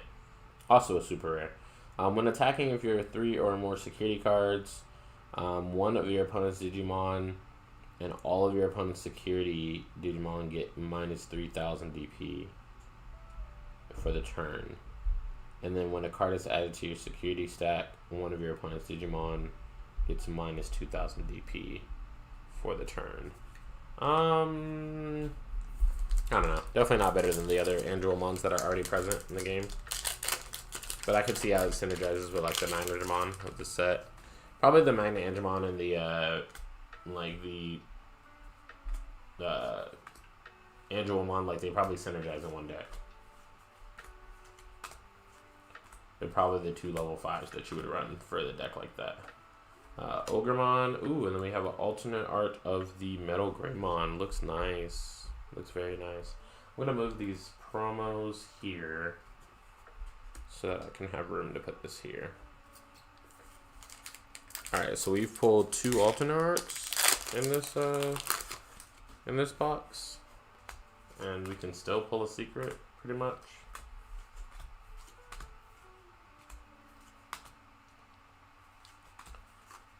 This.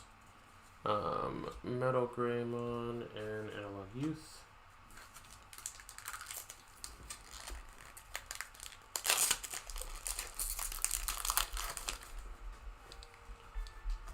This, Andremon, Zudo, Megaderm, Stamon, Garuda, Lizardmon, Quaggamon, Bergemon, Danabi, Fight for your pride and Lilymon.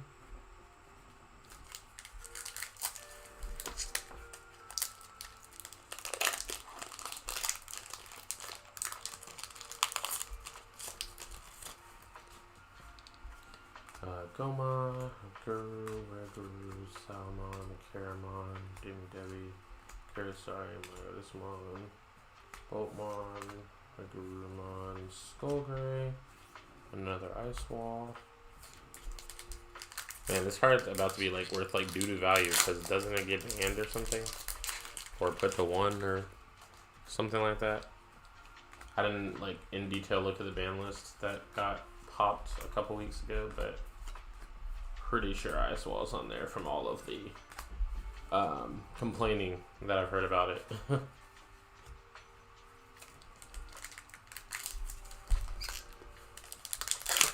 Haven't played against it myself to know if that's something that like I would justify it, you know, or care about even, but seems like enough people are complaining about it for it to be, I guess, somewhat, you know, needs to be looked into type thing.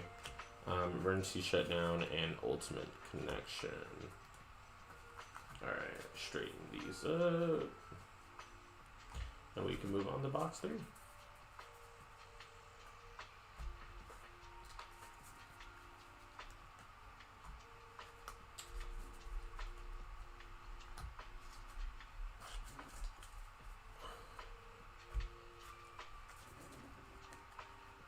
Alright, so we started the stream at 4:30. We're actually making pretty good time considering that the first box I just read through all the cards and now I'm just kind of going fast. But what about you guys in the comments? Like, how do you guys feel about just TCGs in general? Like, it doesn't have to be Digimon. You guys could talk about Master Duels. I've been interested in hearing about that a little bit recently. You guys could talk about Life. You could talk about Pokemon, because I'm going to be streaming some of that probably here soon in the coming months, whether it's like the Arceus game or just like Brilliant Diamond and Pearl. Still haven't gotten that, still haven't played through that.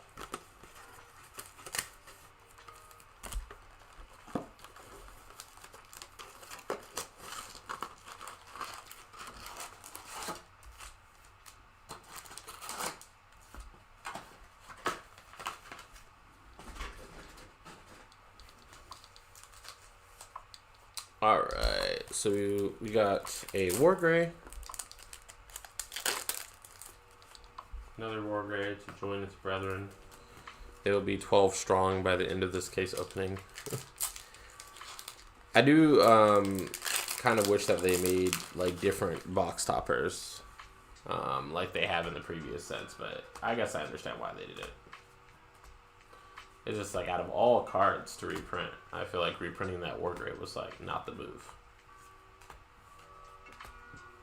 But I might be wrong. Maybe that Wargrey has some sort of like secret purpose coming up for itself. And it's not like the other one was like hard to find or, you know, it barely gets used. So it's like I have alternate arts of the other one and they barely get sleeved up and put in a deck. So Baptism by Fire, another Imperial.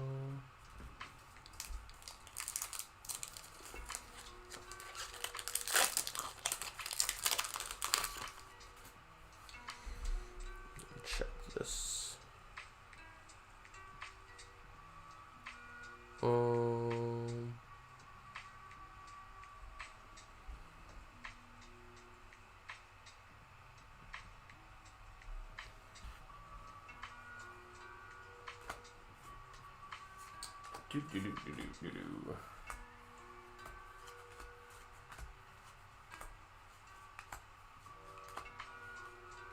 Ooh, okay, so we put a Quaggamon and then we put an alternate art Machinedramon. Yes.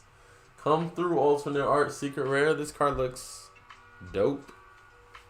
This card looks way better as a secret rare than it does. They didn't even try to make the secret rare like look like it's an old card. It's just like, nah, this is the new. This is that new.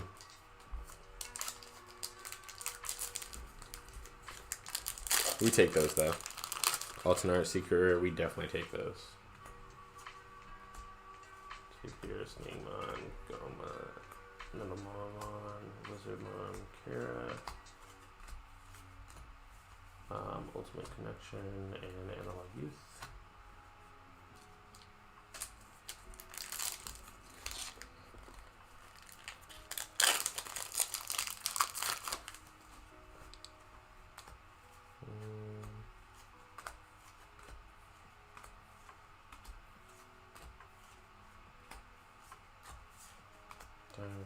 Emergency shutdown.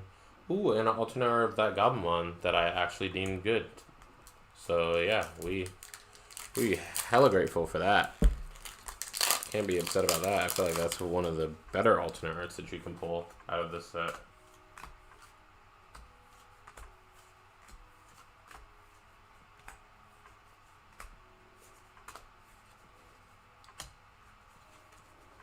Oh, no one ever said anything about the music. Is it overpowering? Is it just right? In balance with my voice? Somebody let me know.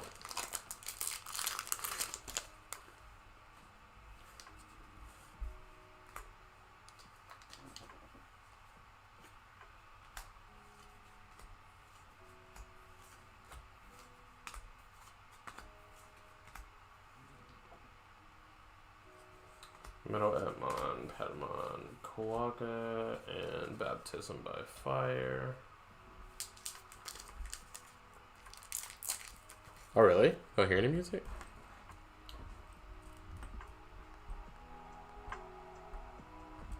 That's crazy because the whole time I've been playing music.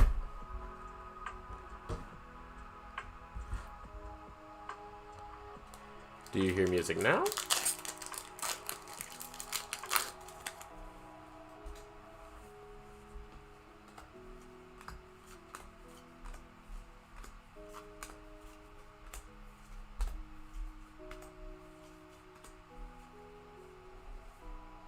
Holy smokes. So you can pull... I just pulled 2 Machine Jumons in the same box. You can do that? That's OP. Okay, so now is the music overpowering? Or is it just right? Or...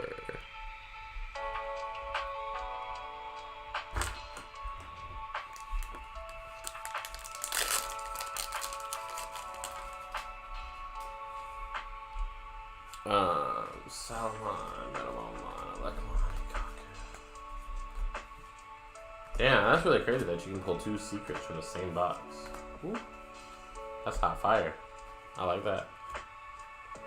I don't know if that's luck or if that's just a thing that can happen. Nice. Alright, it's just right. Cool.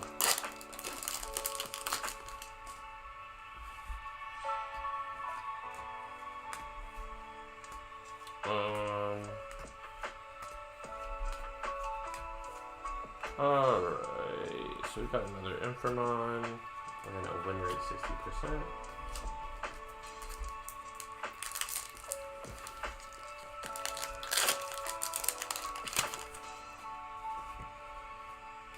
Trying to get through this a little faster than normal, guys, because I am starving. I need to go get some food before places close. And it's already, what, like 6 o'clock? Something like that? The last time I looked at the clock. 6:15. I mean, we're actually making pretty good progress. Like, I'm already through the middle of box of 3 now, so 3 out of 12. Can't imagine this stream going any longer than like 8, 9 o'clock, probably. Yeah, a lot of youth.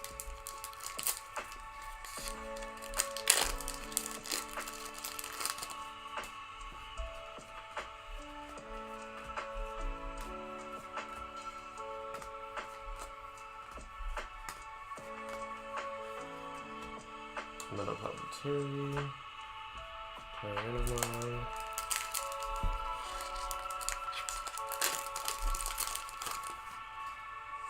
If I still pull a secret in this box, that would be, alternate art in this box, that would be insane. Well, wait, Didn't I already pull Alternate out of this box? I pulled the Gatomon.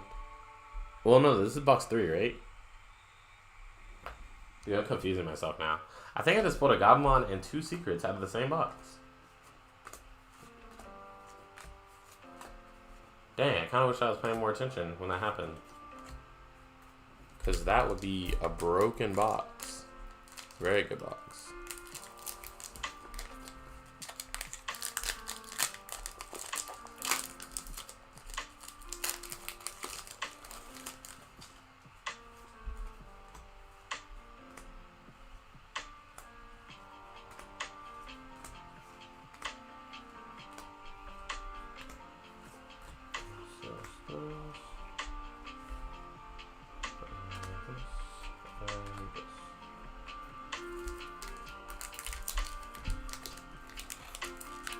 Gotta watch the VOD, yeah, I know. Crazy. We're just like, dang. I think that's what just happened.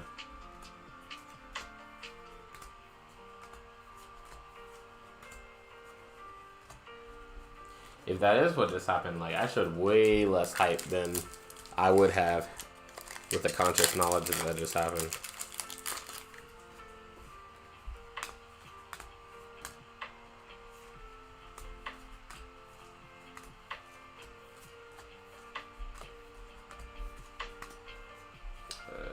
This here and Andremon here.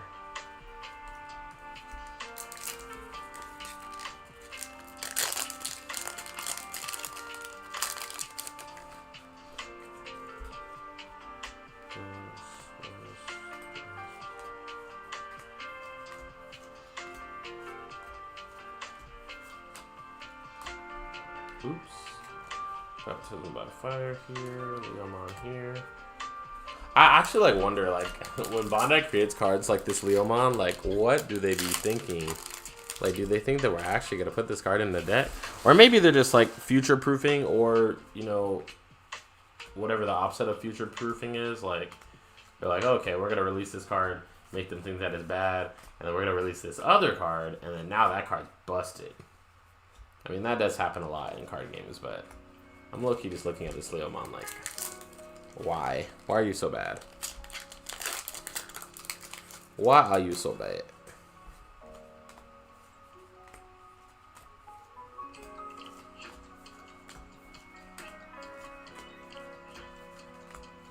Analog Hughes, Wargreymon.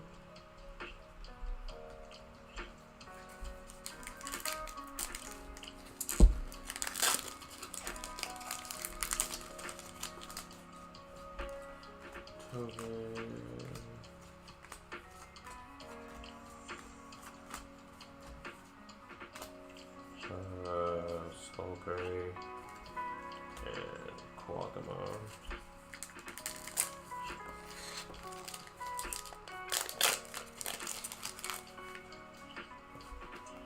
Agu, XV, Salmon, Tinto, Gargamon, tape here. Staying on this.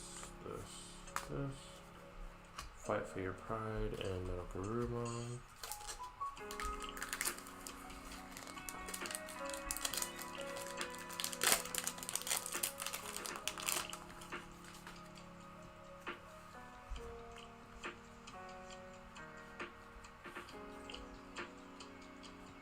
One, two, three, four, five, six, seven, 8.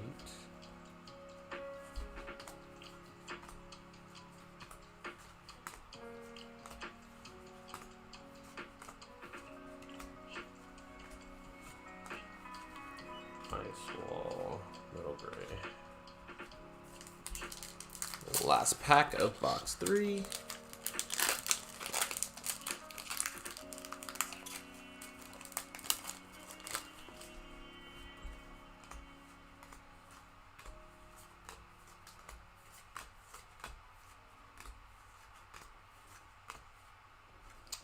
Vemon and Seraphimon.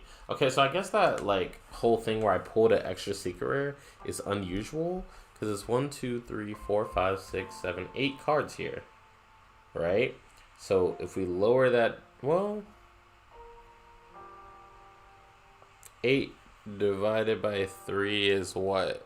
like 3 or 4. Wait, I'm so dumb. 8 divided by 3 is like 2.5 ish. So, which means that from one box I pulled 2. From one box I pulled 2. From another box I pulled 2. And then from 2 boxes I pulled 3. Is that what happened? I think in this box, if I pulled the alternate art Machinedramon and the regular Machinedramon, then I pull 3 and I pull 3. Okay, so I think the regular amount is to pull 3 unless you get like a double secret box, which sounds fair, right? It sounds completely balanced, actually, now that I'm thinking about it. That's probably what it was. Now I'm going to straighten all these up and move them up.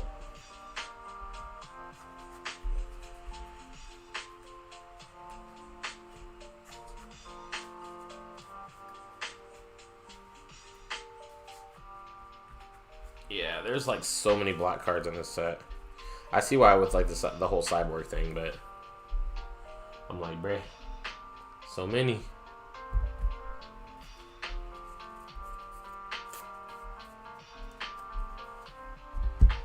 All right, box 4, guys and girls.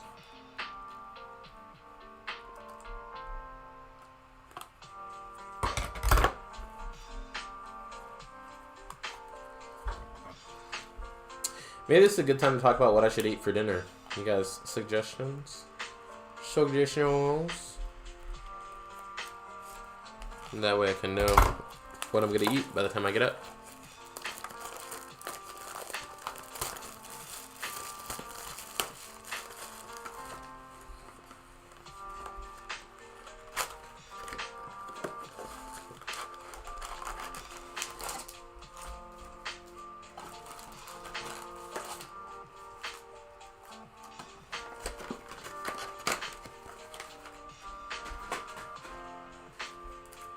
Alright. Another Wargrey to join his kin.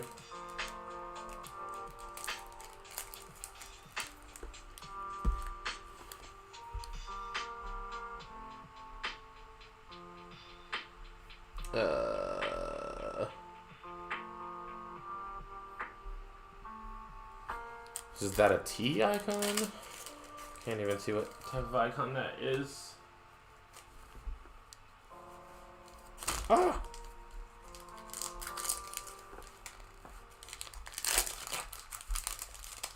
Alright, first pack of box 4. This here, this here, this here, this here.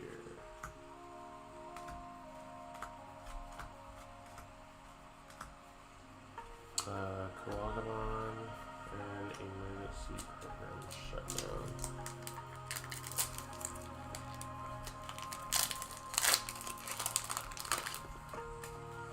So it seems like classic collection, like these are literally just Digimon that were in the original Digimon series. Which is actually kind of fitting because we were watching that today on my Discord. If you guys aren't familiar with how to get to my Discord, you can check out our Patreon. It's one of our kind of bonuses for you guys to be able to get into. We do stuff like Digimon tournaments there, watch shows sometimes, just various things. It's just a growing community of little people on there. So if that's something that you guys are interested in, I believe that the link is, I believe the link's on my Twitch. If not, we can get it posted in the chat here momentarily. Give me a second.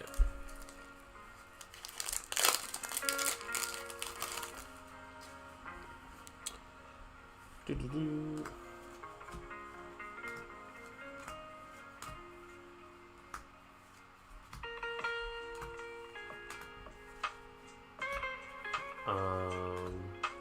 Venom, Metal Gray, Sipping Tea.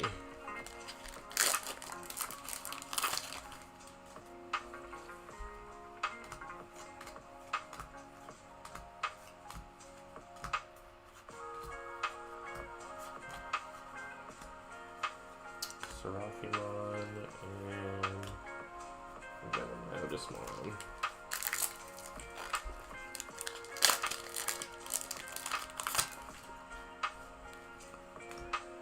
Gargamon, Tyrannomon, this,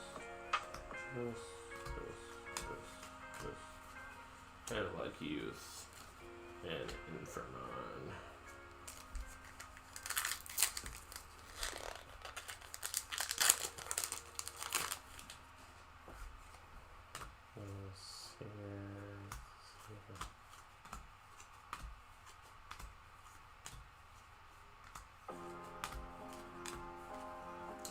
Ogremon and Kakamon.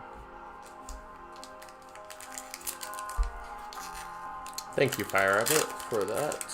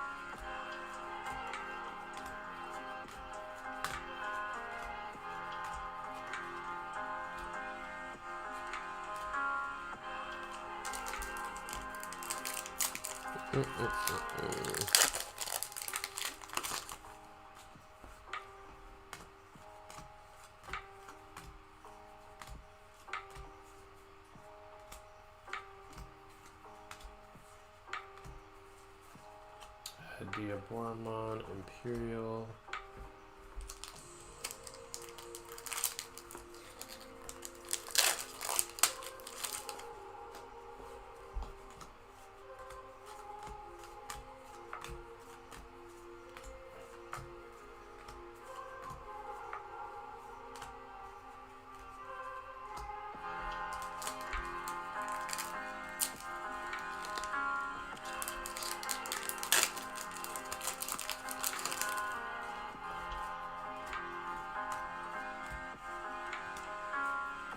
There's so many of the same copies of these cards in this set. It's actually kind of insane. So like after you go through like 1 or 2 boxes, I'm pretty sure you get every card. Like pretty positive. Also, there seems to be extra space in the packs that have secrets. Like if this pack that I'm opening right now is any indication, if that theory is true. Oh nope, I'm wrong. This is just extra poof in the pack for no reason. So we're through we're halfway through the 4th box and we haven't pulled an alternate or secret yet. So let's see what this box has in store.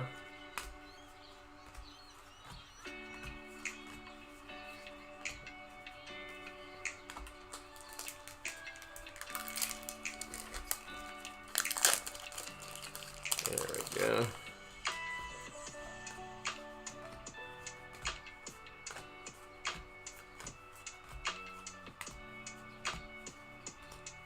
Alright, Baptism by Fire and Imperial Jumon. Also, guys, we're getting Imperial Jumon Fighter mode soon. Like, even though I hate Imperial as a deck, like, Imperial Jumon as a Digimon is, like, really, really cool. So, I'm actually pretty excited for that. It's probably going to be busted, but I did hear that we were getting that soon.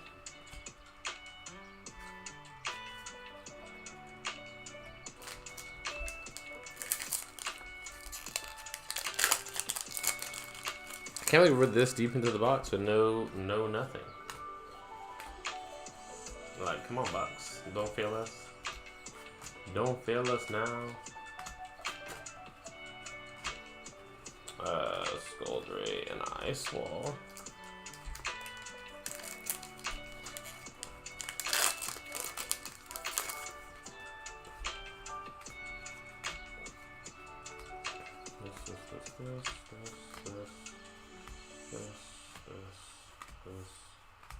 This Baptism by Fire and Seraphi.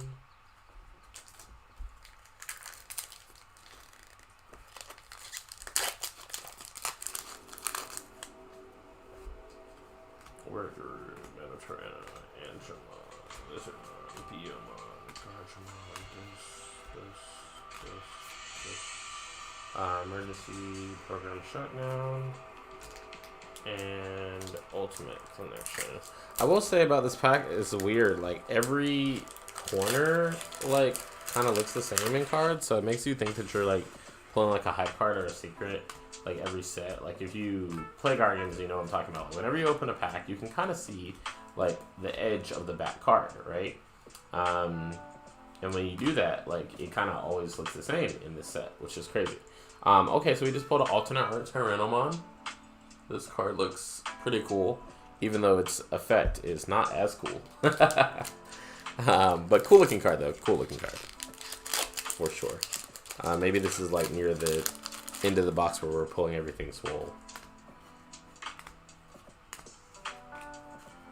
I think like it would be good for Bandai to put like a little bit of a surprise factor in their boxes, because then, you know, people that are buying boxes from like a locals or something like that, that way they don't just stop buying packs of a box just because everyone's pulled like, or you know, has perceived to have pulled everything good out of that box. So then the box is now dead.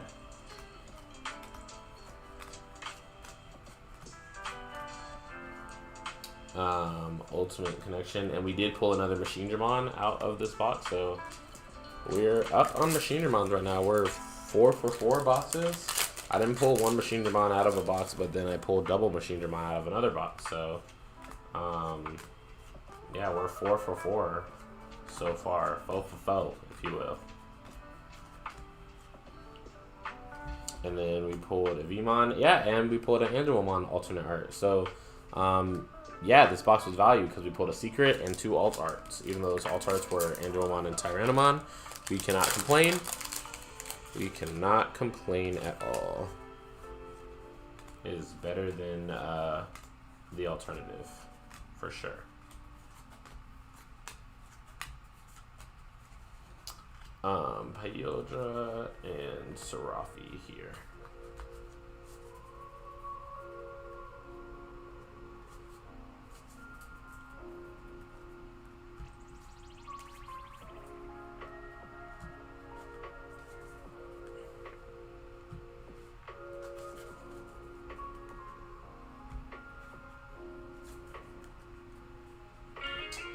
Alright, moving on to box 5.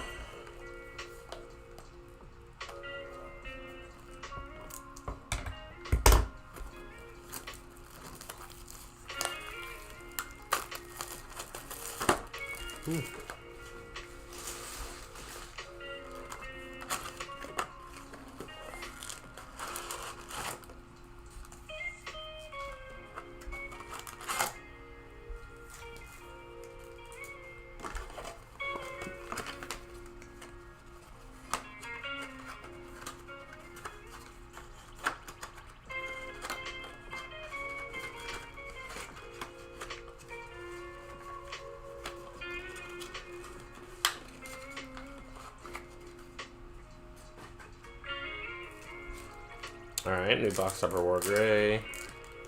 Goes with the rest of his pals.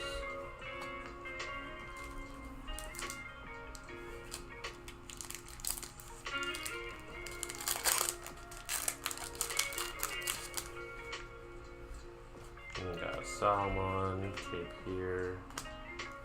Magna Jumon, Digimon, Kakamon, Electmon, Andremon, Dino B, Gavu, Boltmon, Tyrannomon, and Wargrey.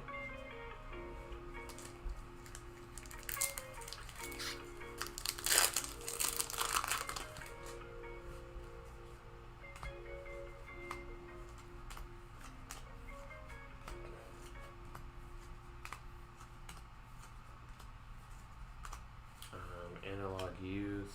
And then very early into the box, we're pulling an alternate art Angemon. Kind of hate to see it, but it is what it is. You kind of hate to see it. I really want like more of the alternate arts of the cards that I've deemed as swole. So, not because, I mean, for all we know, right? or for all I know, rather. You guys might already know. But for all I know, you know, the cards that have waifu tax or whatever, like Andremon, might be more expensive. So it might be more valuable to pull those versus like pulling the cards that I actually want alternates of. But I mean, logically, usually the price would follow like how good the card actually is, with a few additional factors. So you never know. You never know.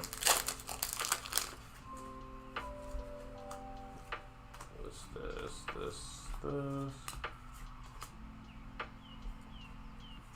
Yeah, all I know is pulling 2 secrets in a box is hype for sure. Nothing but hype. If we can replicate that at least 2 or 3 more times, like, definitely worth. I think in every like case opening so far, we've either walked away with like 9 or 10 secrets. So if we can replicate that, definitely be happy about it. If we can surpass that, we'll be more than happy about it.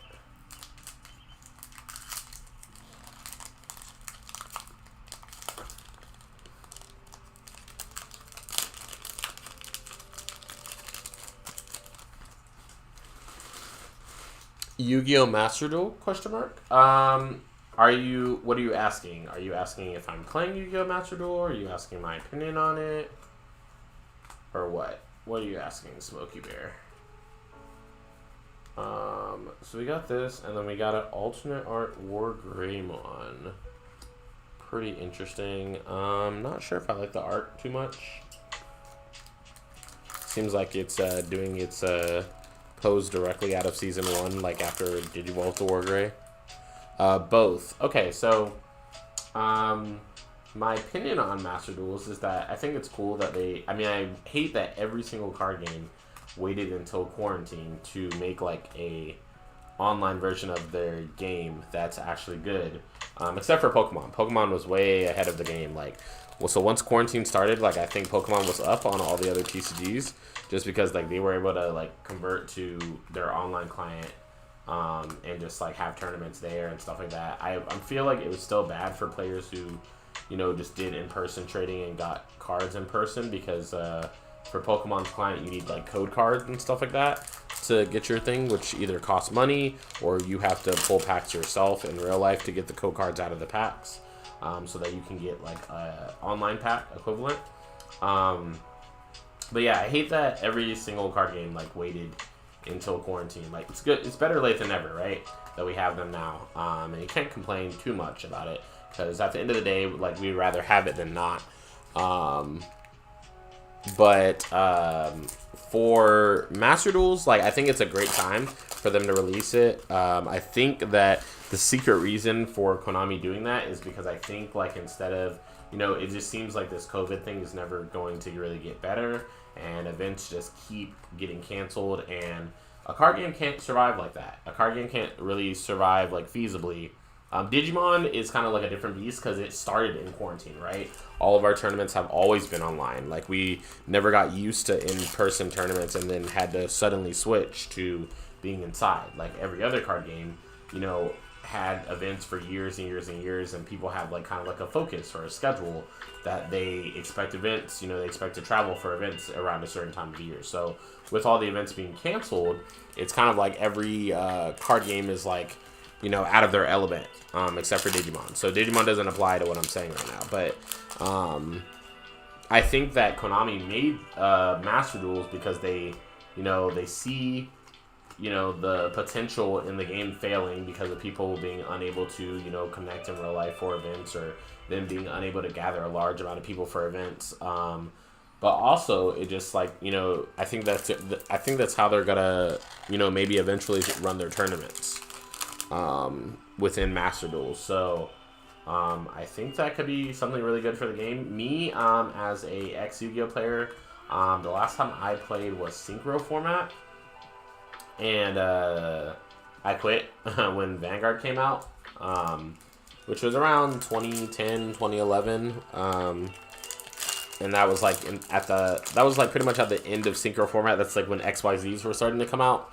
I think I remember when I stopped playing like the Utopia trial deck had just came out, plus like 1 or 2 sets or something like that of XYZs and other cards.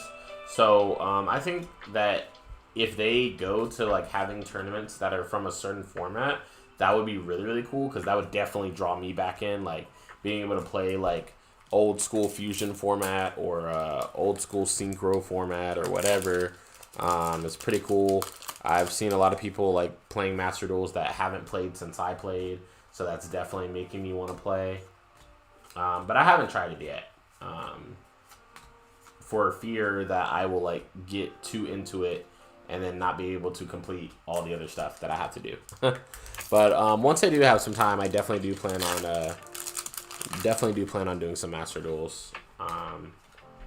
Probably not content for it, because I probably suck at Yu-Gi-Oh nowadays. But maybe I'll stream like trying it or something like that. We'll see. The future has limitless possibilities, as they say.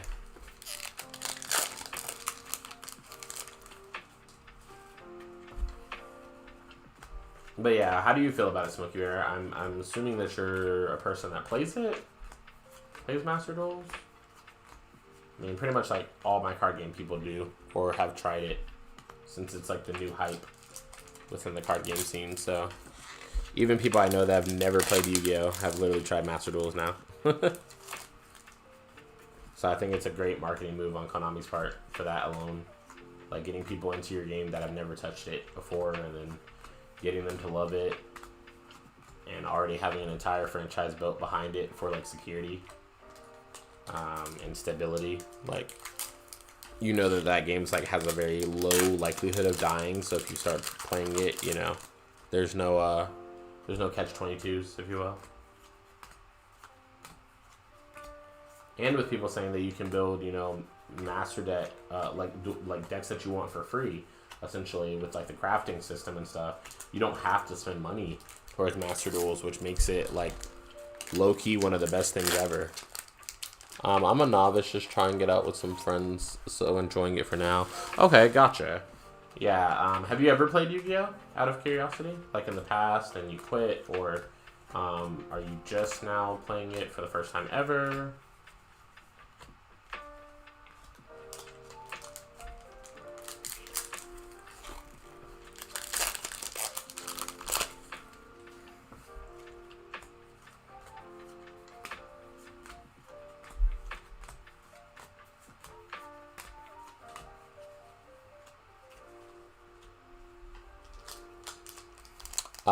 No, just watch the show. Okay, gotcha. How much of the show have you watched? Like, original Yu-Gi-Oh, 5Ds, GX, Zexal, or whatever is out right now?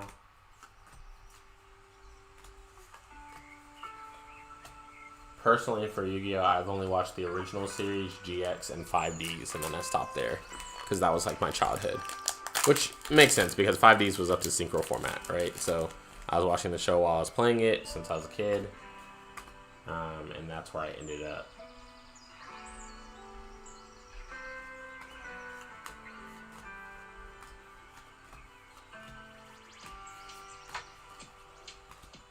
Metal Gray and Skull Gray.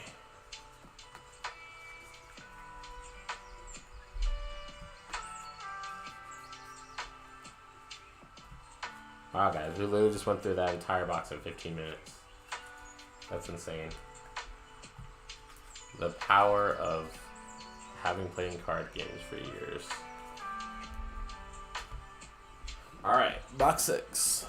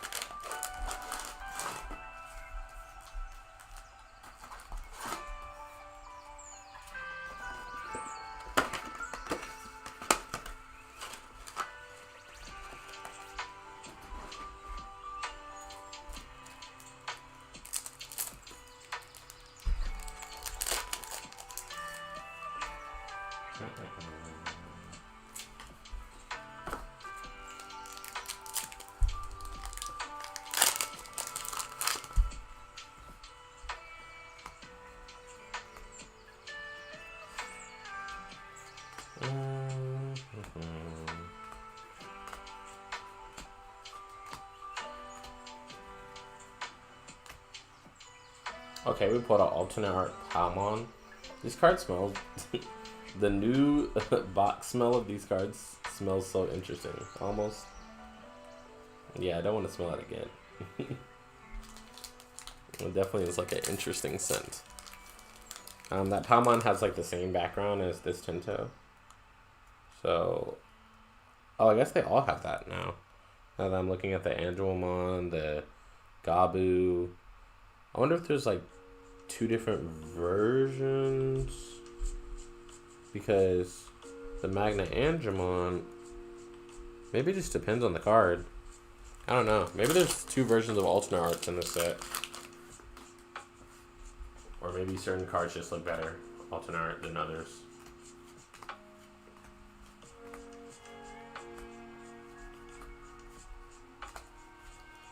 Ogremon. Commentary.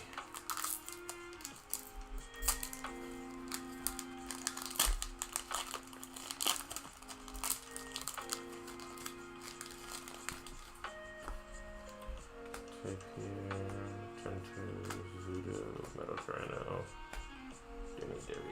Gargamon, Mamamon, Ladydevimon, Electmon, Kakamon, and Andremon.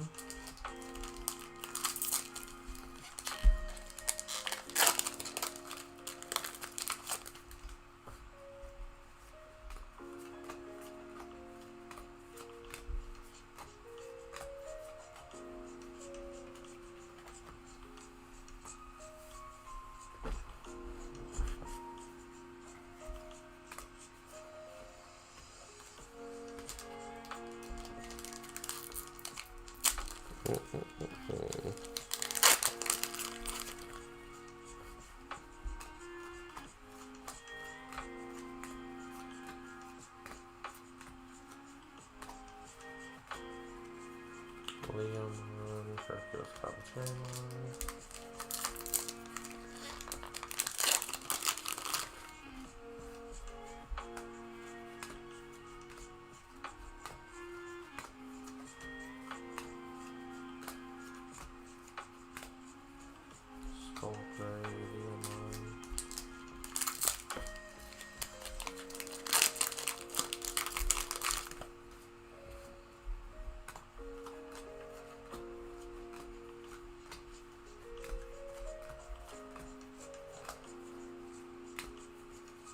Bergemon,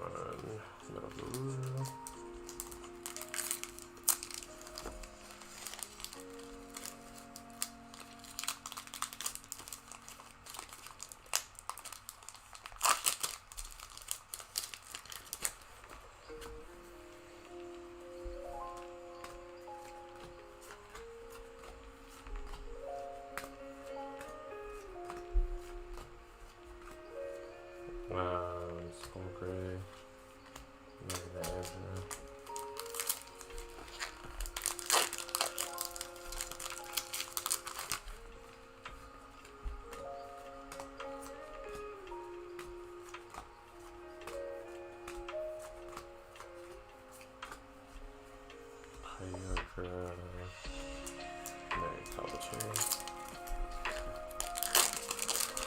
Alright guys, we're still aiming for a secret from this box, hopefully. Because we did not pull one on our last box, which almost means that we need to pull 2 more to make it even. We're trying to stay even with the secrets. That is the goal. If nothing else, that is the goal.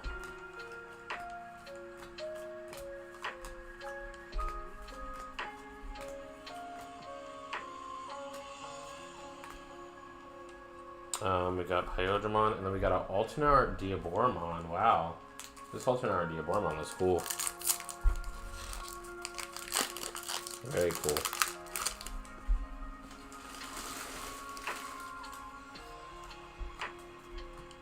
I guess I should show the stream.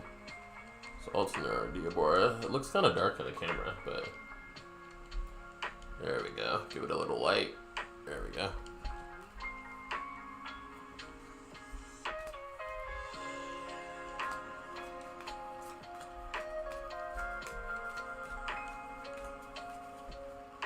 Metal Gray, Ice Wall.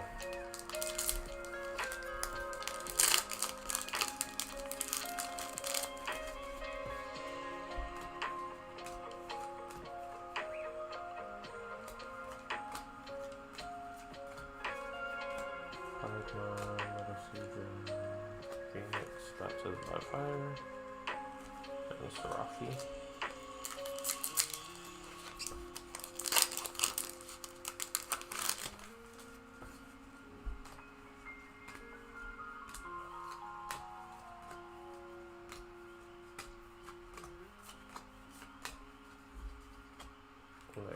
Okay, we pulled a Machine Dramon.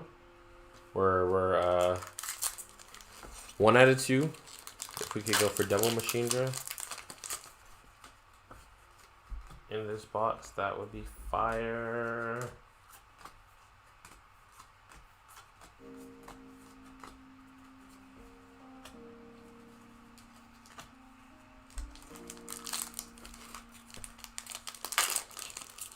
Come on, double Machine Dra.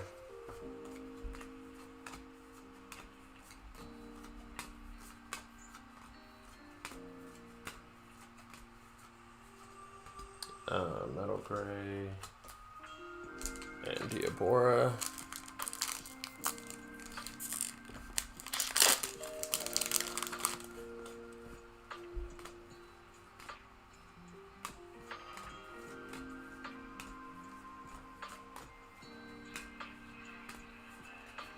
Venom and Quaggamon.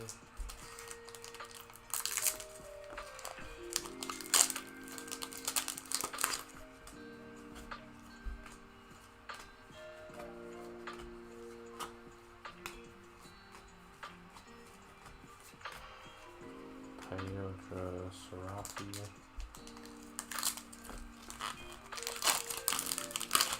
Come on, Machine Jumon. I know it's unlikely to pull you, but we want you anyways.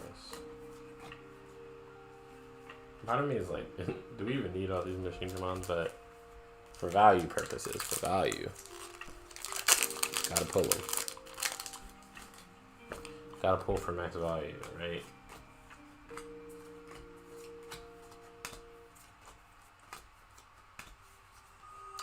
Quagga and emergency program.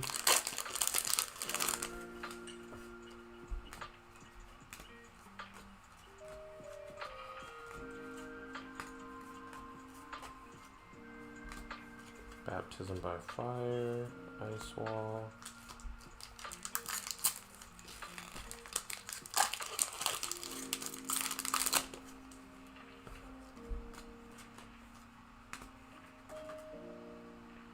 If not Machine Dramon, then let us get an alternate art card that we don't already have.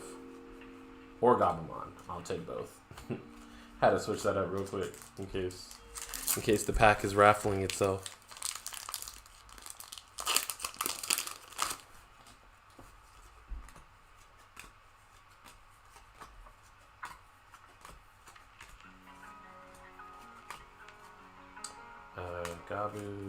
Ladydevimon, and Metal Gray.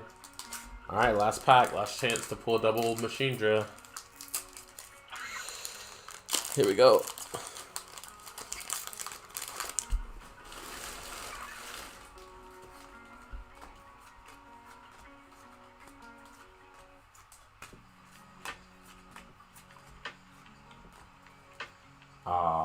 Analog Youth and Emperor.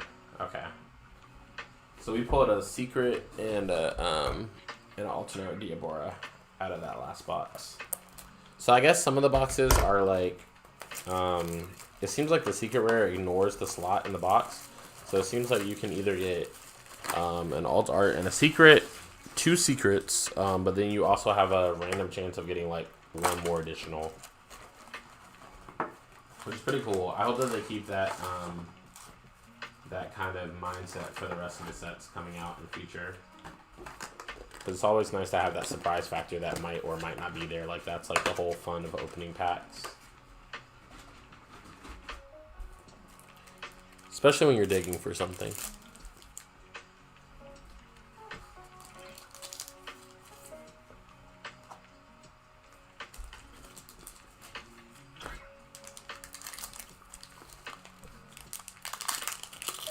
Alright, so we basically are on box what? 1, 2, 3, 4, 5. So we're on box 7 right now. So we basically need to pull. If we pull a double Machinedra at any point, we can make up for the Machinedras that we currently have. So come on a high roll with that double Machinedra.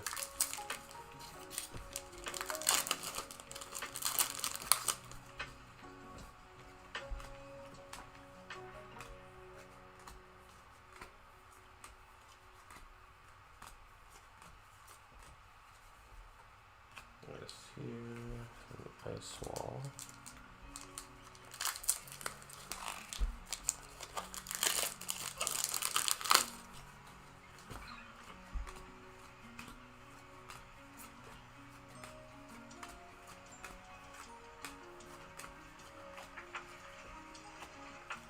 This and this.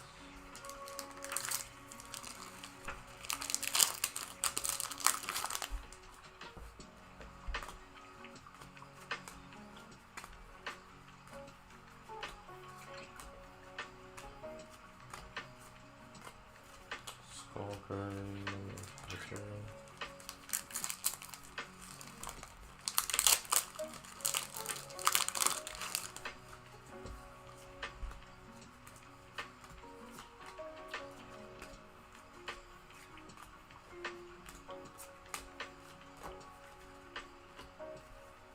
interlock you.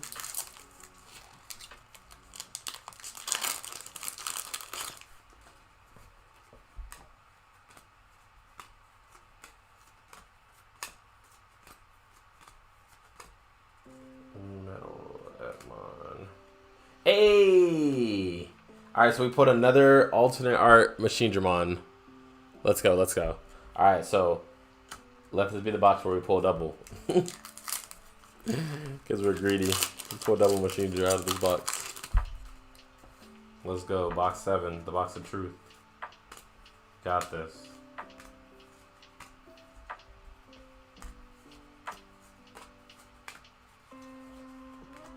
Digimon.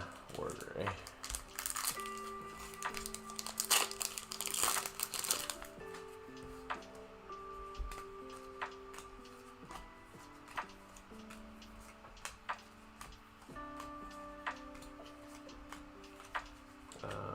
Ogremon, Lilymon.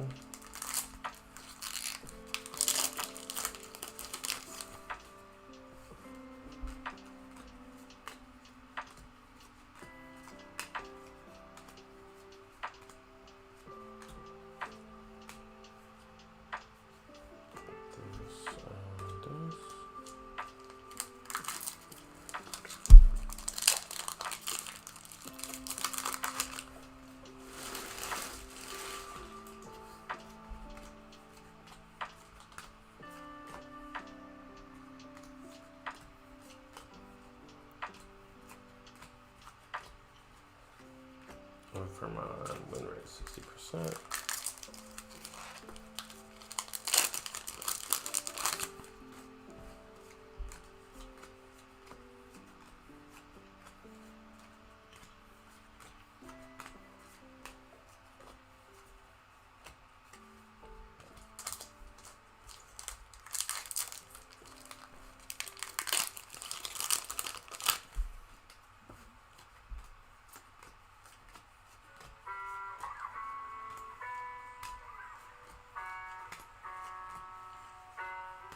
This here, this here.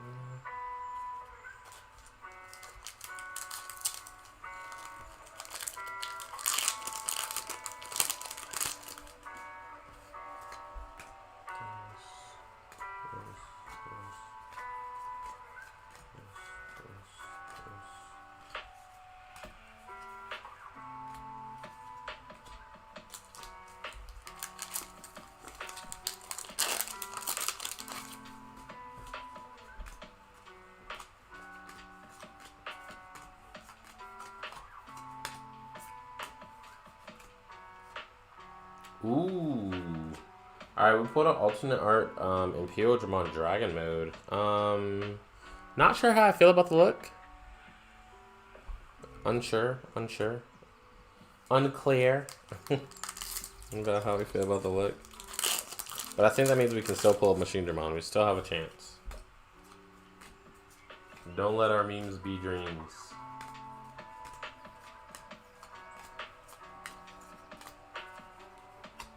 Analog.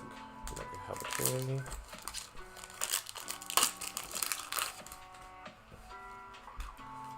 Do not let our memes be dreams. Alright, Metal Gray, Skull Gray.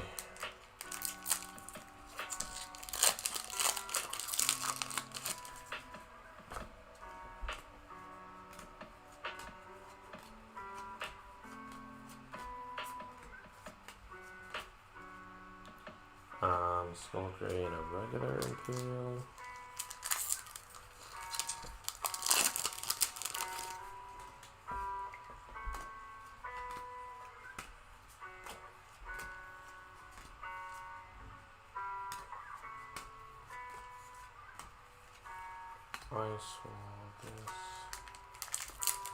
Alright, at this point I might just be like any other alternate art, it's fine.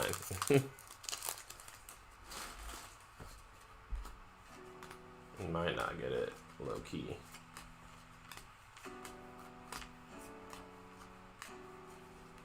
Pyodra, Andremon.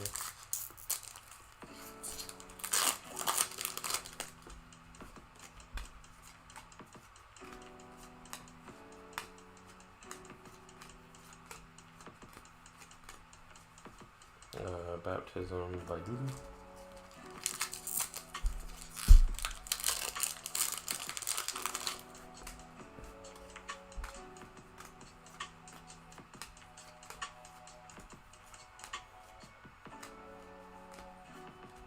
Go Quaggamon, Magna Jumon.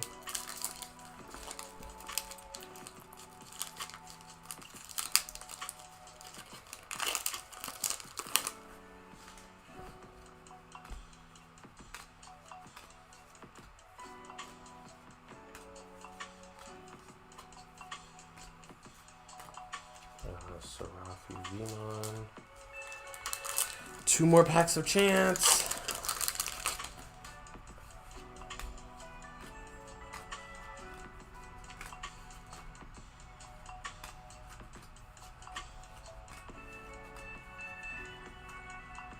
Ogremon, Andremon. Come on, be a Machine Jumon in this pack.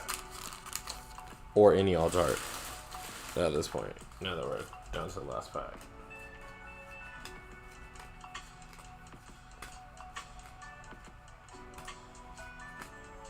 Oh, there's Imperial and Metal Greymon. Alright. We're going to add these to our common piles.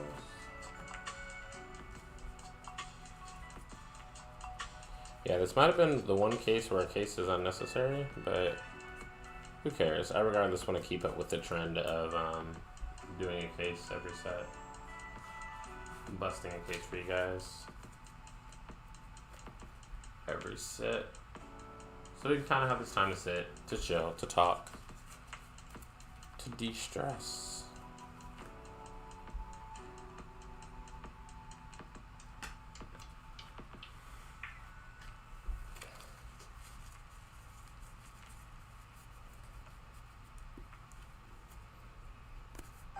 Yeah, it's literally becoming more and more apparent, like, how many black cards are in this set. It's insane.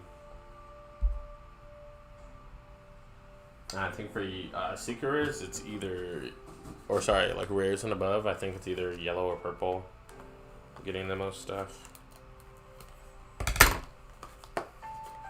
Alright, moving into box 8.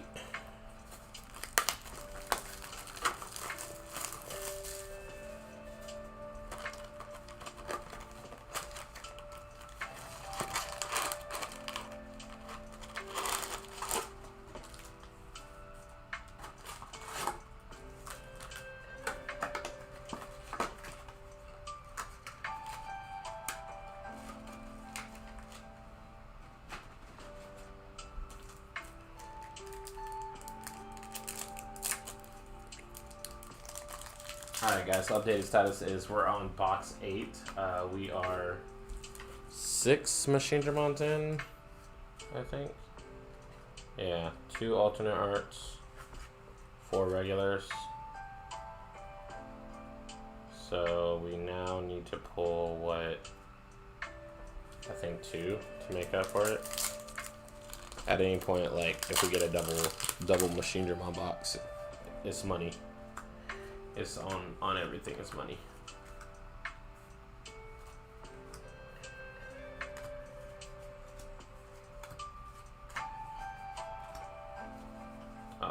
Ogremon, Lilymon.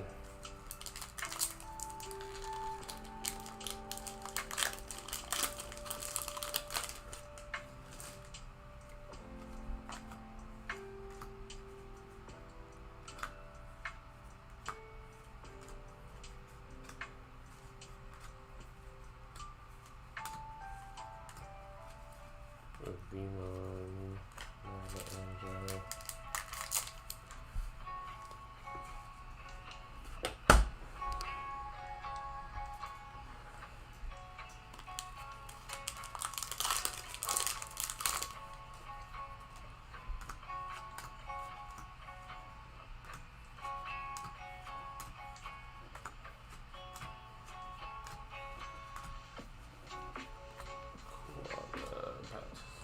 fire.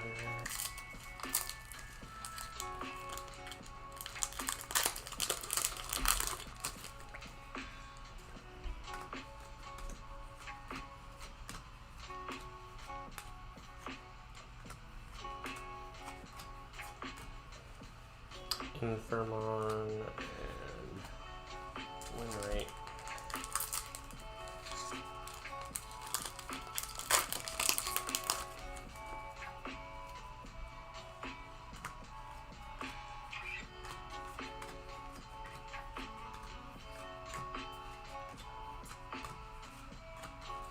Seraphimon, Wargreymon.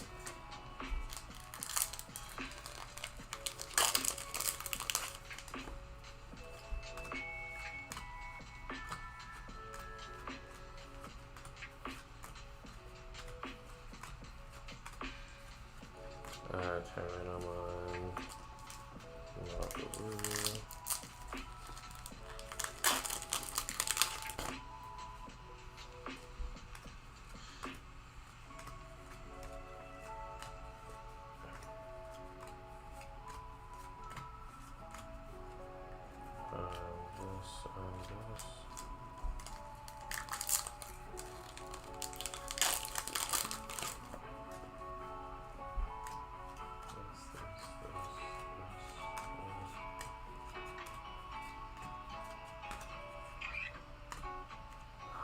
Analog use, and we got an alternate art Greymon. I actually really do like the art of this Greymon. It's using Nova Blast. Yeah, it looks really cool. Not a fan of the Wargreymon, but the regular Greymon looks fire.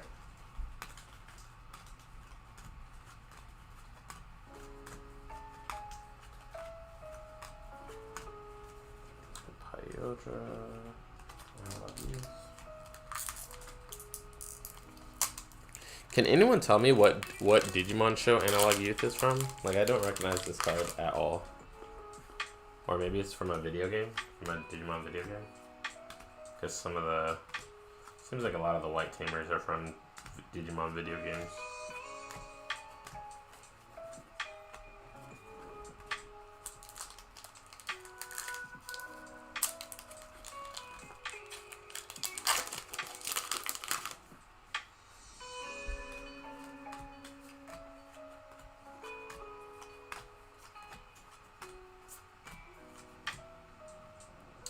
We got a Fight for Your Pride. Ooh, and we got an alternate Gargamon. Now this card looks amazing. Maybe I'm just biased because Gatomon Gargamon is like my favorite line, but that Gargamon looks OD. However, pulling that alternate Greymon and alternate Gargamon, which is a nice parallel, I just realized, but that lowers our chance of pulling Machine Dramon from this box, if at all. So hopefully we still pull a Machine Dramon out of this box for max value. Because the alternate arts definitely came early in this box.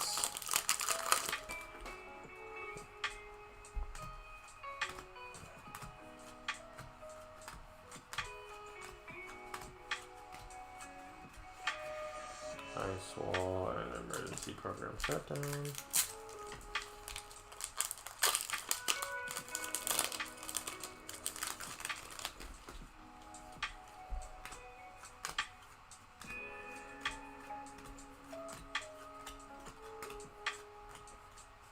Quaggamon, Seraphimon.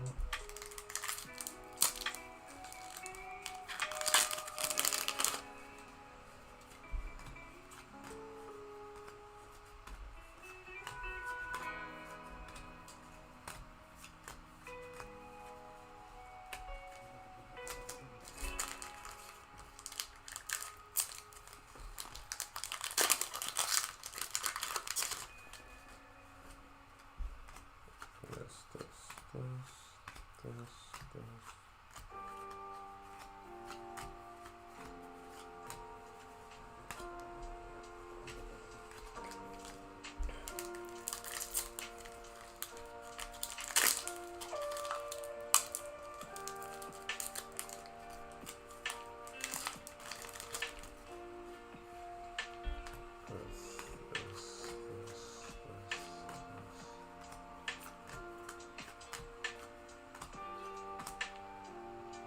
Hey, we put a Machine Dramon. Let's go, max value. We got it, boys. Max value out this box. Okay. Alright, this box was fire.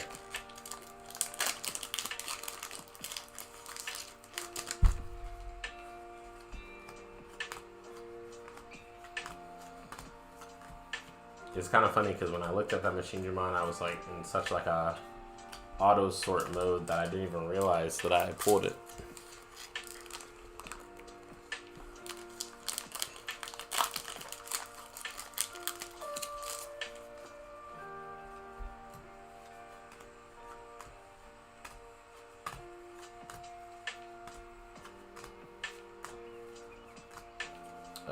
Pyoja, Metal Gray.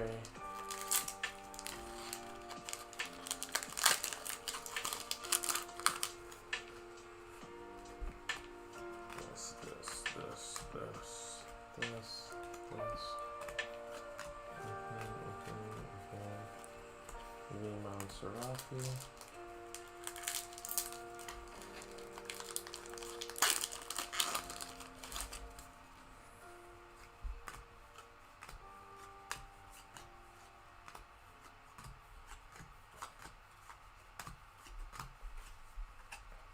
Here. This one.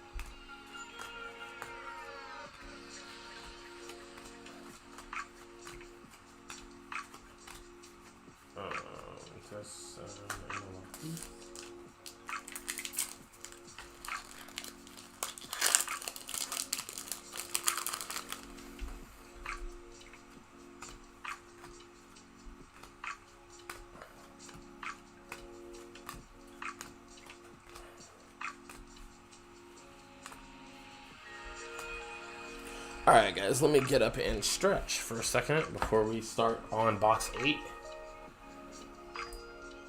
Or sorry, box 9 we'll be starting on. Alright.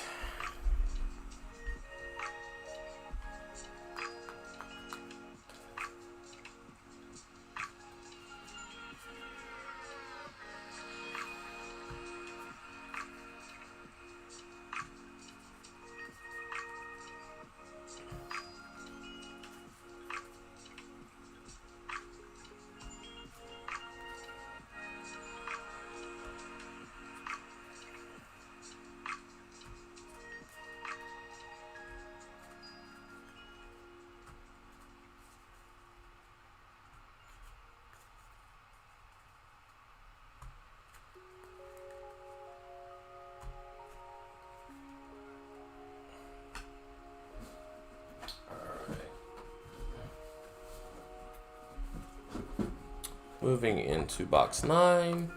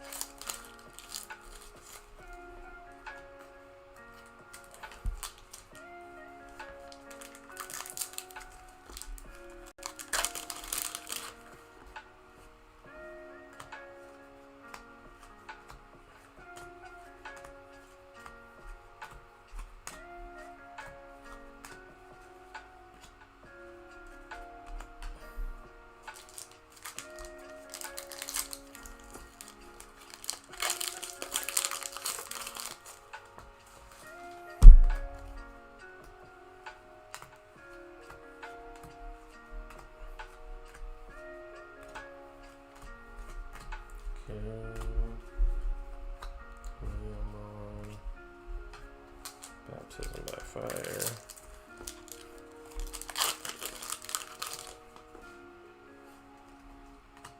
This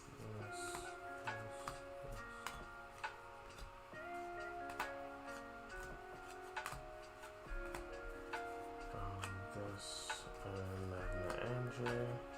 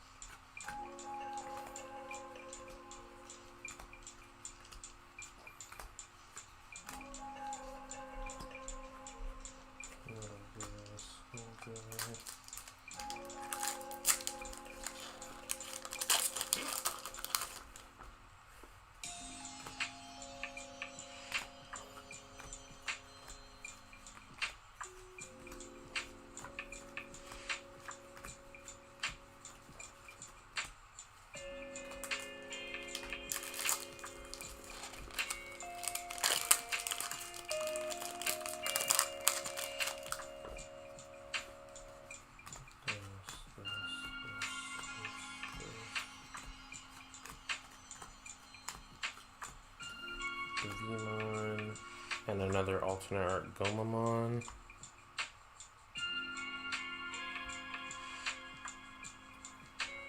Alright, still Machine Angemon hunting.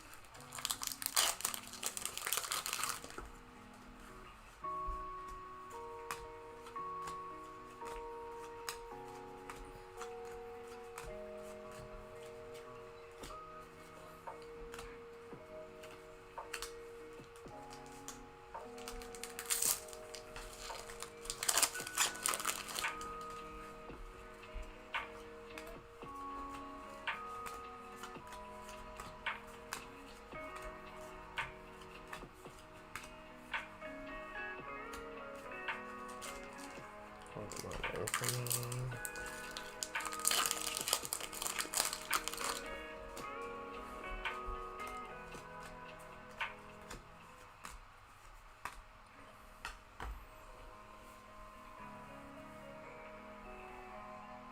I don't know why my body's so stiff, guys. Like, what's happening here? Getting crampy.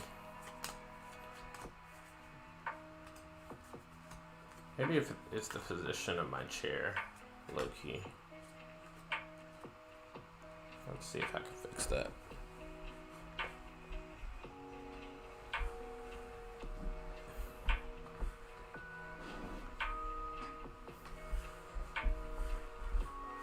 Oh, that was too high.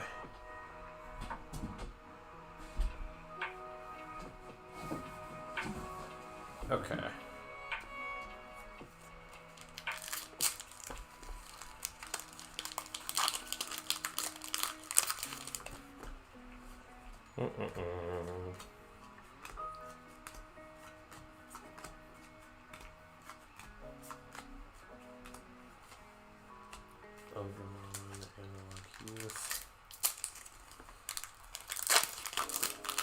Still looking for that Machine Dramon.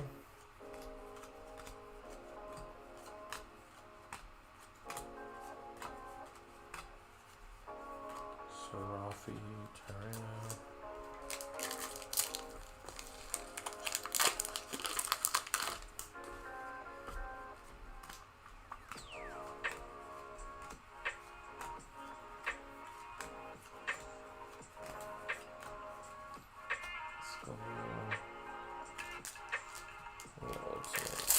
Connection.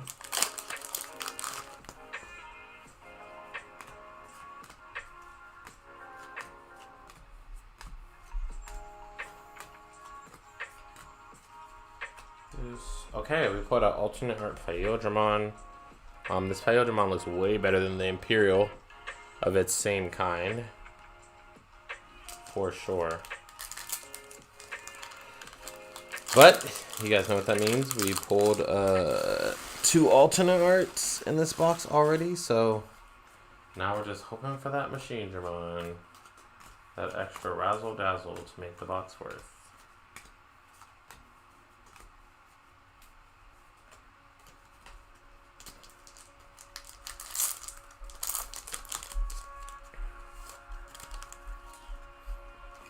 Give me that razzle dazzle.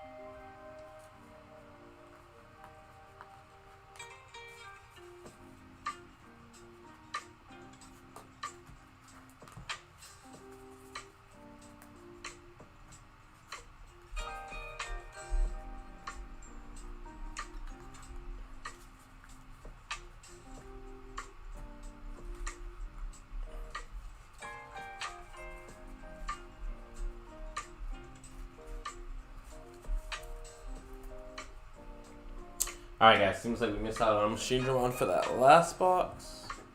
Unfortunately.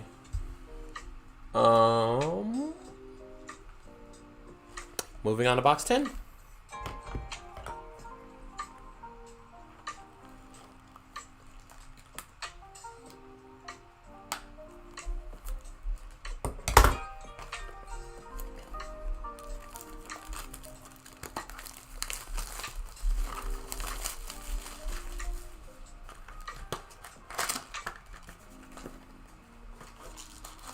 So now, in order to, I think it's either impossible to pull a secret per box now, or we have to pull double Machindra in 2 boxes, I believe.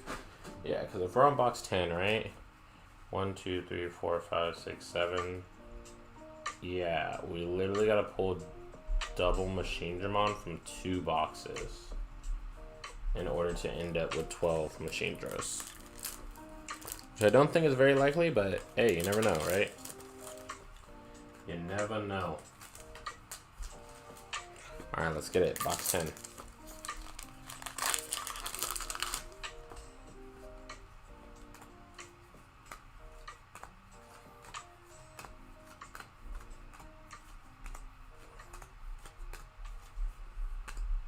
Digimon, Seraphimon.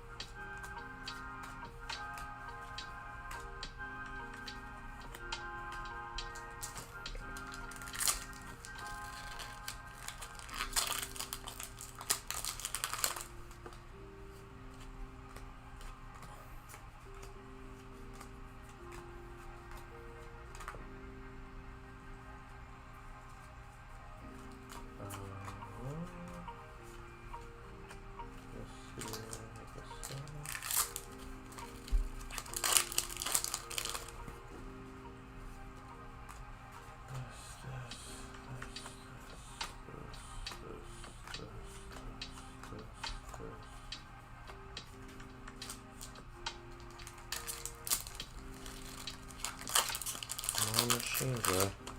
Alright guys, halfway through box 10 and haven't, well, yeah, and haven't put any alternatives, I was about to say. Getting confused on my boxes here, going a little too fast. Alright, so we still have chance, a lot of raw chance to pull double Machinga out of this box. Pretty much like the first card alternate art that you see in here. Pretty much kind of seems like a determining factor type thing, in my opinion.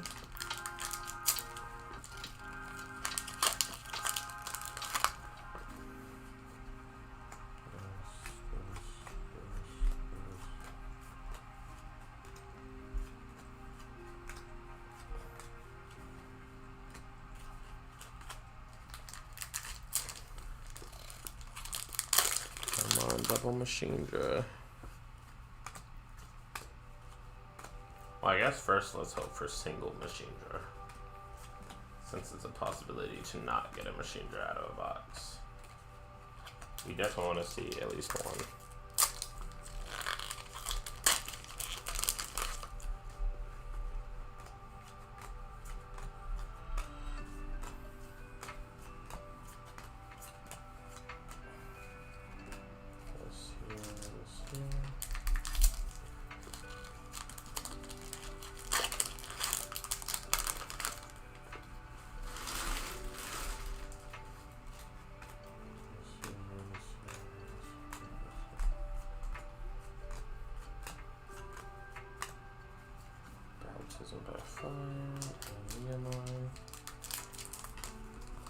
Well, there are literally five packs left in this box and have not seen anything.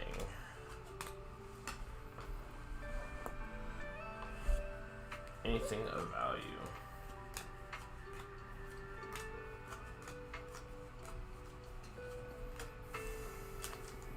Alright. 4 packs left.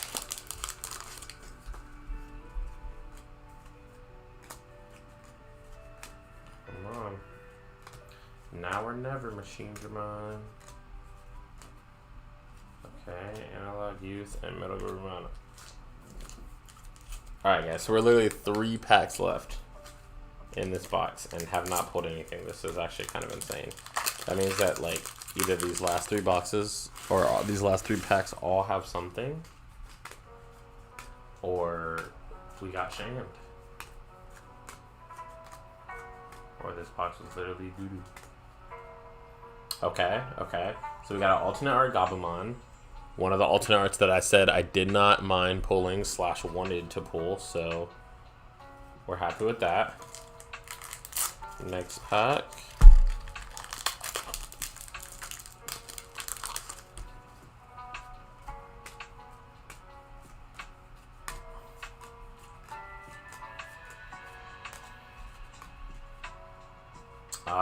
Next pack we pulled an alternate art Venom Myotismon. I don't know how I feel about that. I do feel like this is a... Well, I was gonna say I do feel like this is one of the better cards, but this is not the card that I thought it was. The card that lets you like attack level 4 or lower cards with retaliation.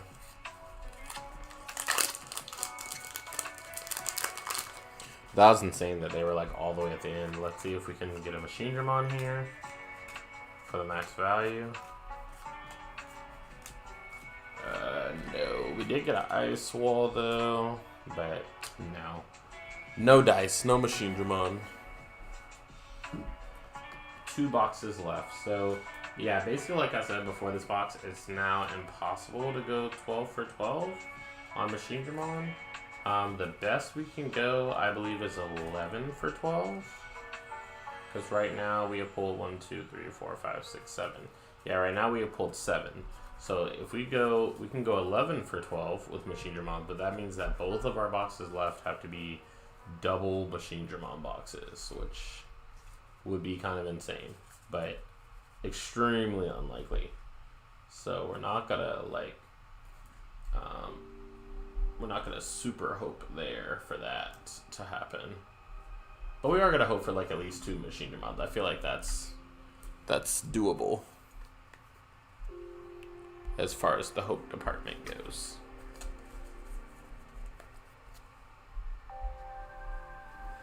Alright, let's get it. Box 11. Gotta be careful not to knock over all these cards on my right, because these stacks are getting big.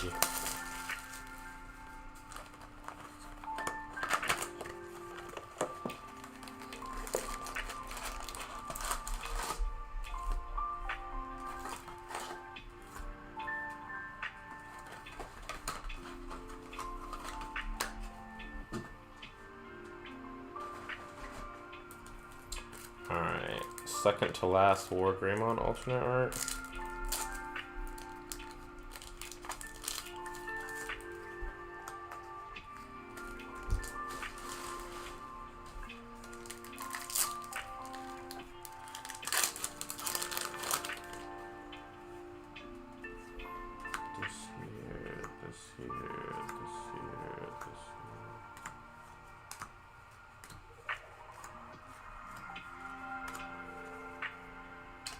Ogremon, Magna Jumon.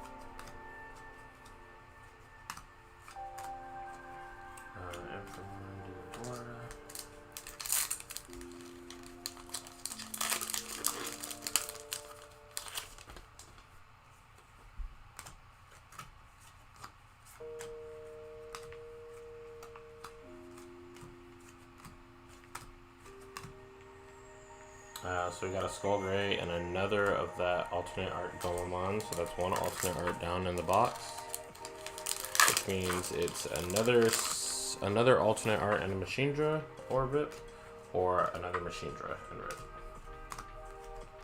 One of those 2 options. Hyodra. Fight for your pride.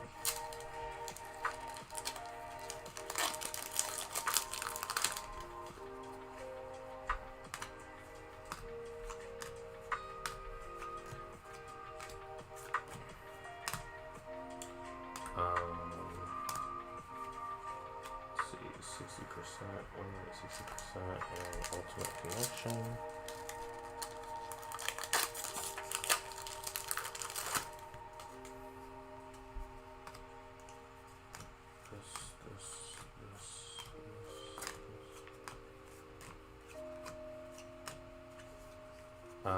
Hyodra. Okay, guys, we got one of the Machinimons.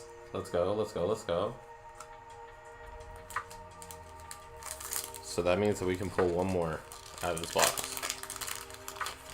One more Machindra. Show me the money.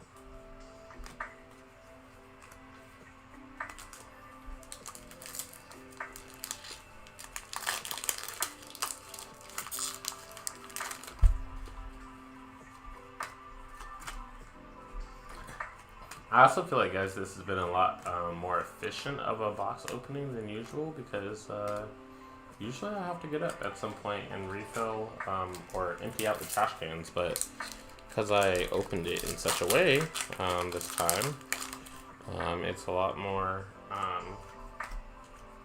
like consolidated, and I like that. I think we're just gonna open boxes like this from now on. Like even the way I'm laying out the cards, I believe, is more efficient than the previous times we've done so.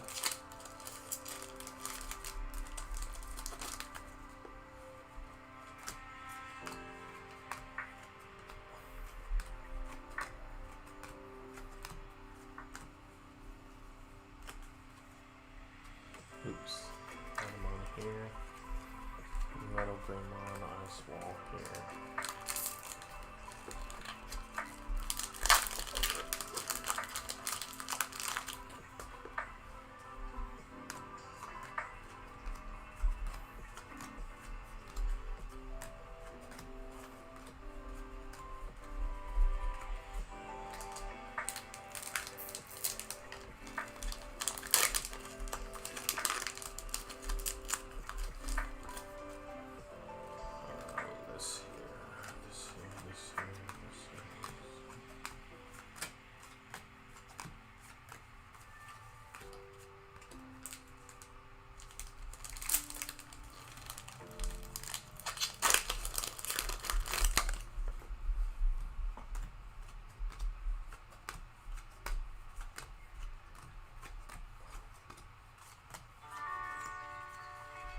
This, I have this.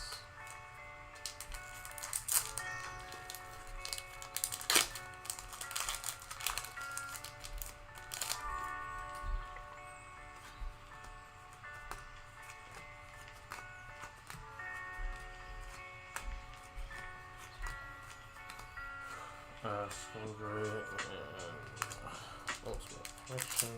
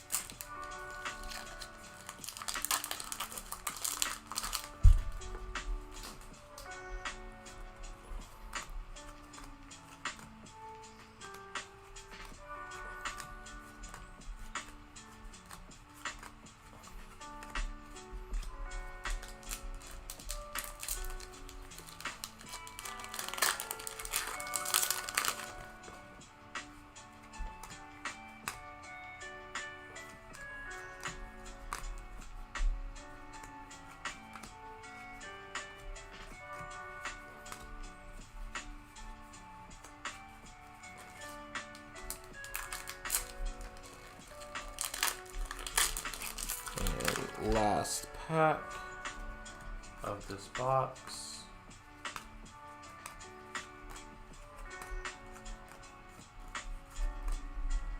Okay, we got our Alternate Biomon. I'll take it.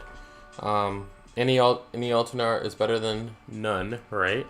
So we did pull a Machine Dramon and 2 alternates out of that box. So that makes our quota for our wish 1 out of 2. And then that means that if we pull a Machine Dramon in our last box, we will be beyond satisfied. Still very satisfied with what we got regardless, but if we pull a Machine Dramon in this last box, that would be the icing on the cake, if you will. Alright guys, last box, let's get it.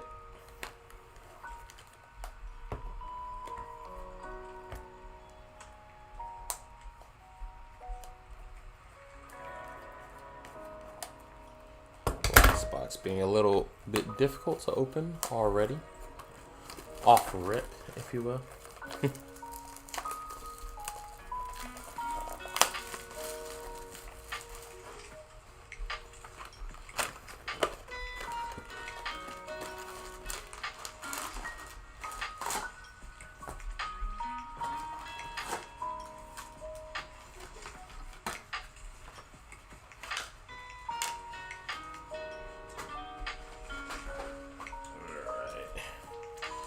Last Wargreymon to make for our 12.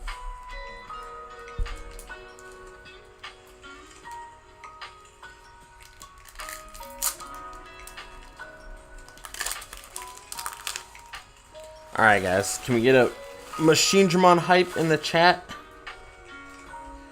Let's get this final Machinedramon, hopefully, as we wrap things up here with our final box.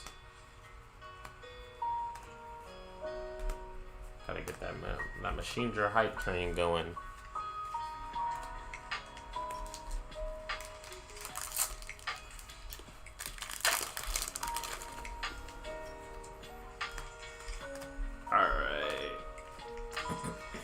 Spirit Bomb energy, y'all. Spirit Bomb energy. Oof. Okay, so I don't know if this is bad or good. We put an alternate art BO. Alternate art BO takes the place of one of the alternate arts, so I think that takes away from the chance of pulling double Machinedra, but I'm pretty sure we're well within the range to still pull a single, which is what we're looking for. Is a single Machinedra.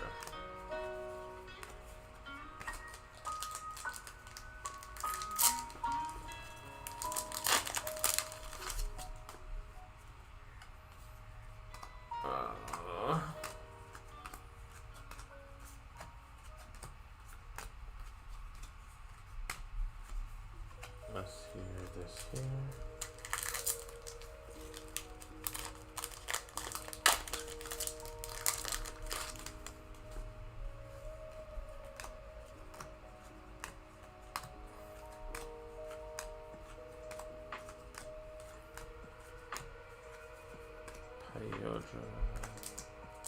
Fight for your pride.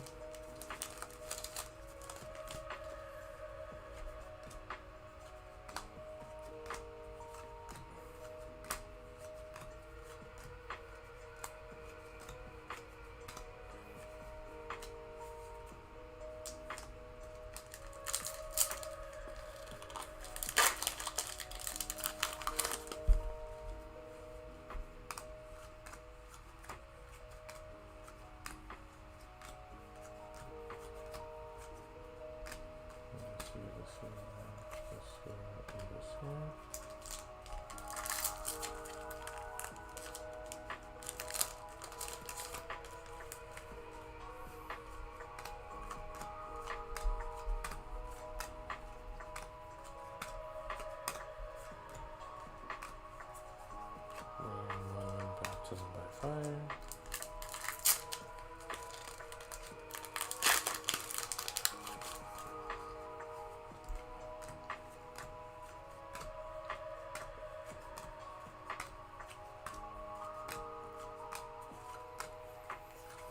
Venom, Hercules Habitary.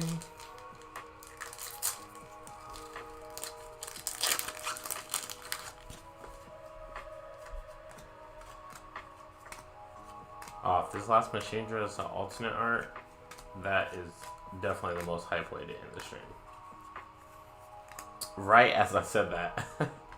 Right as I said that, we put a Gatomon alternate art. Okay, so that closes off the route for alternate art Machinedramon. But I think we can still pull a regular. We can still do this. Keep the dream alive. I think. And that's if I've understood this set's ratios properly based off of the previous 11 boxes. I could be completely wrong, but I hope that I'm right.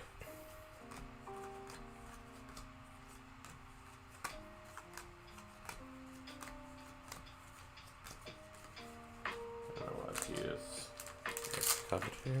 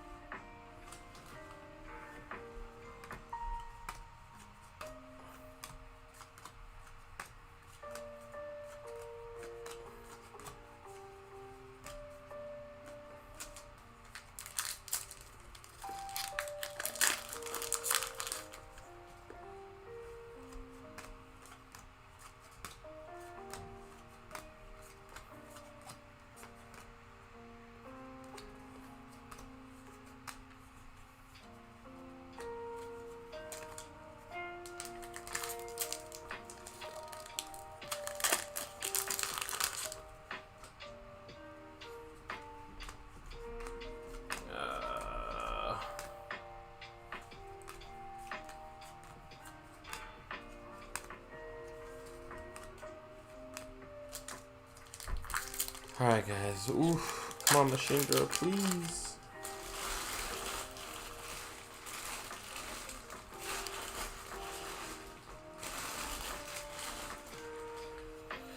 Alright, come on, Machine Girl. Come on, come on, come on, come on, come on, come on.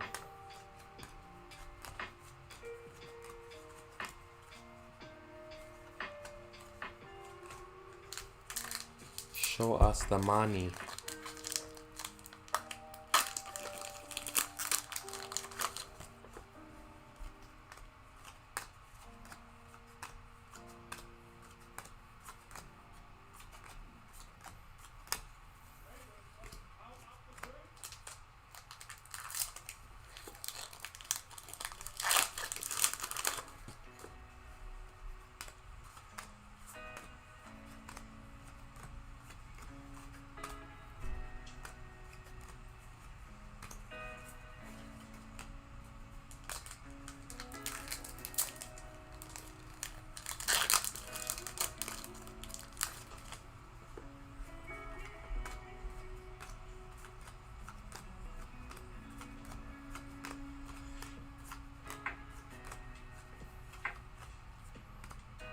Alright, guys, we're down to the final 3 packs. Looking for a Machindra. Come on. We need it.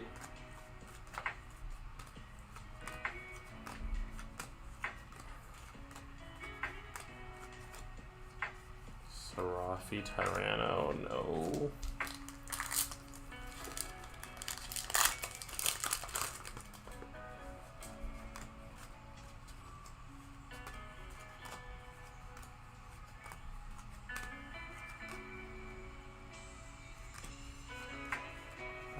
Skull Gray and Ultimate Connection.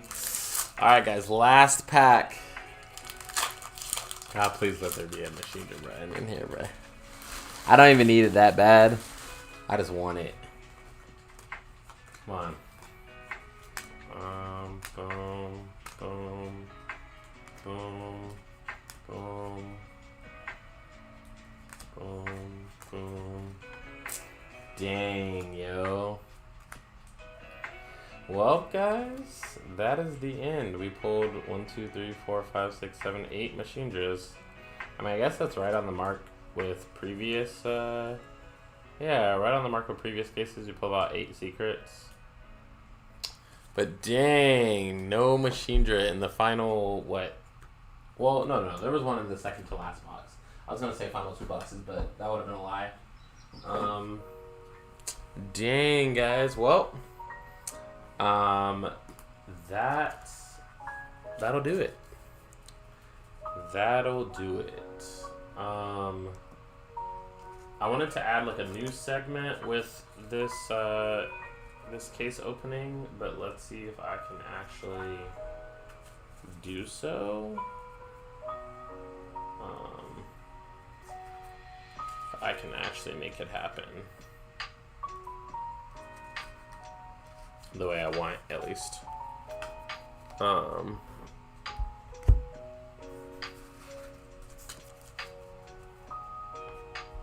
Alright, guys, be right back while I try to see if I can do this final scene.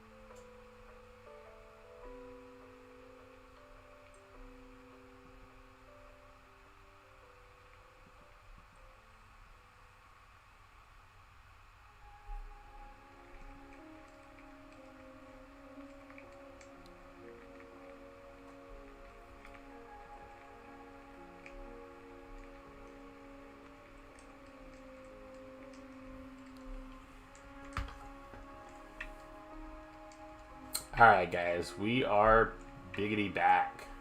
What I wanted to do as a added kind of segment to the case openings is kind of go over the cards that have been either errataed or changed, because I know that there are like always some different cards or rulings that people don't really understand. And this gives me the chance to do it for myself as well. So, so basically go to errata cards first. Kind of look at that. So one of the cards that got errataed is Megaderm. Before Megaderm gets 1000 DP for every card in trash, and then after it's on opponent's turn. Okay, so that actually makes Megaderm way better. Remember when I just said that it was straight trash? Like, that is one of the things that I'm talking about, where it it changes your opinion of the card, because now it says during opponent's turn, and you can clearly see. Where's that Megaderm that we had before? Oh, it's a rare, right? So if it's a rare, it should be in here.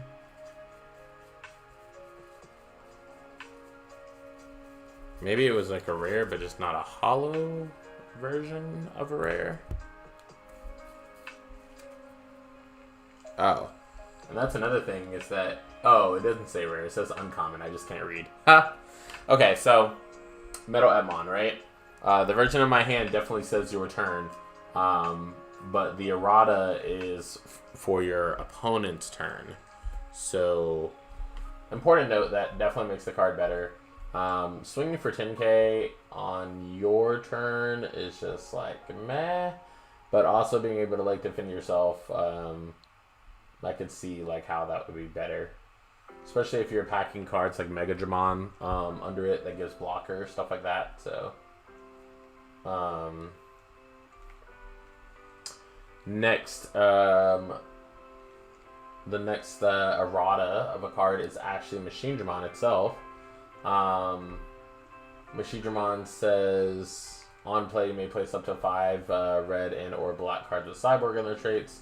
And different numbers from hand to trash under this card's sources. I imagine that they errated it to level 5s only, and I imagine they errated that so that you can't do like Zwart and like do the ability like multiple times, just putting level 6s underneath Magna and doing all kinds of crazy stuff. Like, the deck is meant to be used with the level 5s. Obviously, as I was reading the level 5s when I was opening it, it's obviously meant to be used with level 5s. And that's probably why they changed it.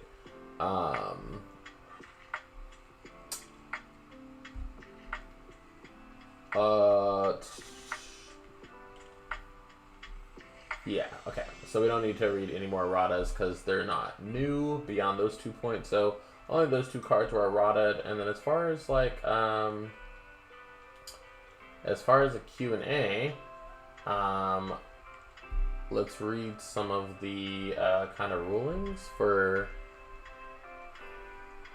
the EX01. So EX01 Ogremon. If a card with Ogremon, its name, and a Tamer card are among the cards revealed with this card's inherited effect, can I add both to my hand? And no, you can only add one to the other. So basically, you can't grab an Ogremon and a Tamer. Using the Ogremon, you can only grab just an Ogremon or just a Tamer. And can you add a non-red Digimon card with Ogremon in its name or non-red Tamer card? Yes, you can. So it's not color specific, even though that Ogremon is red. Obviously not color specific, whether or not you can use it or not. Next card up is Biomon. I attack my opponent with a Digimon that has cards in its Digivolution. If they block it with one of their Digimon, does this card's effect still activate? Yes, it does. Because when attacking effects activate before your opponent gets to activate blocker. So basically the Biomon that says, I think that's the Biomon that says when you attack a player, you draw a card. If I'm not mistaken. Yes.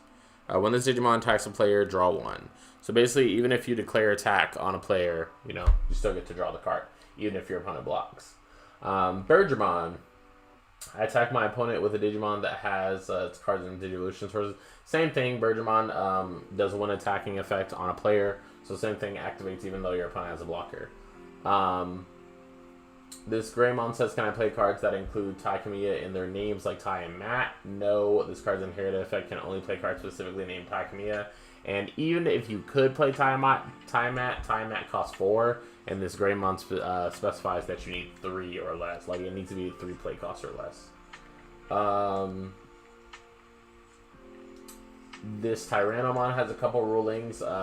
This first one has to do with it being a green Digimon in your deck. It's like only a green Digimon on the board. So if you scry or look at the top, couple cards for a searching effect, and you try to grab Tyrannomon as a green Digimon, you cannot do that because it's only a red Digimon until it is on the board where it is a red and green Digimon. Christmas. Then if this Digimon's in my battle area, can I Digivolve it into a Digimon with a green level 4 Digivolve requirement? If it's your turn, then yes, you can, because it will be a green Digimon on your turn. And then if it's in your breeding area, you cannot Digivolve it to a level 5 green that requires a green level 4, because effects don't activate in the breeding area, aka in the breeding area, it would not be a green Digimon. Moving on, Gatomon, same thing as Bergemon and Biomon, has a type of effect where it activates upon attacking the player. Yes, it activates even if your opponent blocks. Megaderm says, I have a Digimon that gains security attack +1 from another card's effect, which also gained piercing from this card's inherited effect. I attack an opponent's Digimon with it, perform a security check with piercing. The first card checked a Digivolve security effect, which trashes the top card of my attacking Digimon, turning it into a Digimon without Machine or Dragonkin. This causes the Digimon to lose piercing. Do I still perform the second check? Yes. So it does not lose piercing. It would lose security attack plus, but it would lose like one of the security attack plus, but it would not lose the piercing since the piercing has already started. I attack my opponent with this Digimon. If they block it with one of their Digimon, does this card's effect activate? Yes, it does. I believe that Megaderm involves attacking a player. Yes, when this card is when this Digimon attacks a player, destroy a Digimon that's 4,000 DP or less. So, yes, same thing as Gatomon, Bergemon, Biomon, all those activates the same way. Wargreymon, same thing that we just talked about. Yes, you can activate it even if your opponent has a blocker. If your opponent's Digimon gains blocker from an effect or an inherited effect, can I delete that Digimon with this card's effect? Yes, you can. You can delete any card that has blocker on the board with Wargreymon's ability. Phoenixmon, same things. Gatomon, Biomon, all that. We're not going over it again. Gabumon. Gabumon has a ruling under it that's the same as the Ogremon. Literally the exact same as the Ogremon from before. So Ogremon can only add a Tamer or a Gabumon, not both. And then you can add a non-blue Digimon card with Gabumon or a non-blue Tamer to your hand from the effect. Vemon says, during your main phase, you have an unsuspended Digimon in play with this card's in Digivolution sources. If one of your effects unsuspends that Digimon, does this card's inherited effect activate? No, the Digimon is already unsuspended, so this card's inherited effect does not activate. The Digimon must go from suspended to unsuspended for the effect to activate. So basically, if you have an effect that would restand a Digimon, you cannot technically restand it if it's already standing. So therefore, you would not get Vemon's effect, right? Pyogemon, its inherited effect reads Digimon can be blocked. Basically, if your opponent has a blocker, they can't use blocker to block the attack. Pretty simplistic. If you have a Digimon with Imperial in its name and this card in its Digivolution sources, can it attack a opponent's suspended Digimon? Yes, it can. And so you can attack your opponent's suspended Digimon, and then your opponent can't block it. Your opponent has to let that Digimon go. My opponent attacks with a Digimon with Imperial in its name and this card in its Digivolution sources. Even though I can't block it, can I still activate my Digimon's blocker just to suspend my Digimon? Yes, you can. So basically, you can attempt to block. The block will just fail. So essentially, that's something that you could be caught off guard with in like a tournament or something. Your opponent's playing against you with Imperial, and you declare an attack and they try to block, your attack would still go through, and then they still use their blocker. That's official, so be careful of that. Megaderm. So Megaderm, if I have 5 cards in hand when activating this card, when Digivolving effect, how much memory do I gain? You gain 1 memory. So you gain 1 memory for every 4 cards in your hand, aka if you have 4 to 7 cards, you gain 1 memory. If you have 8 to 11 cards, you gain 2 memory. If you have 12 to 15 cards, you gain 3 memory, so on and so forth. So just multiples of 4. Anything 4 or lower in multiples, you gain that many memory times 4. Or sorry, you gain that many memory divided by 4.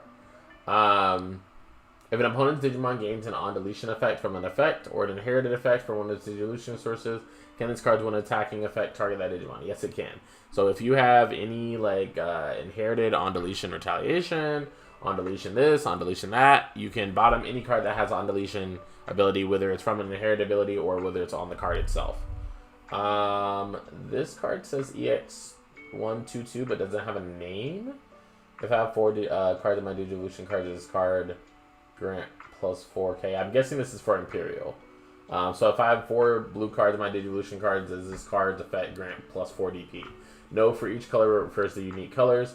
Blue is a single color, so the effect only grants 1000 DP. So essentially you have to have a blue and a green for Imperial to be 13k. If not, it's 12k. And if it has nothing under it, it's 11k. Then we have, let's see how many of these we kind of have left. Yeah, we'll still go over it. So Gatomon, opponent's Digimon gets minus 2000 DP from this card's inherited effect. During the same turn, I end up with 2 or fewer cards in my security stack. Does the minus 2000 DP granted by this card's effect go away? No. You basically persist it. Basically, once you use the minus DP effect, it sticks. You do not remove it if later in the turn you go to, under a certain amount of security. Lilymon, you have 4 security cards left. Your opponent attacks you with a Digimon and flips the card from the security stack. Does recovery plus 1 activate off this card's security effect? Yes, because flipping the card from the security stack reduces the total from 4 to 3, and then the effect would activate after that. Angemon is your Digimon gets plus 1000 DP from its inherited effect. During the same turn, you go down to 2 or fewer. Does it go away? No, same thing as Gatomon, you keep it. Magna Jumon, if you have a Digimon in play with this card's Digivolution cards, TK's effect adds a yellow card from your security stack to your hand and adds a card to your security stack with recovery plus 1.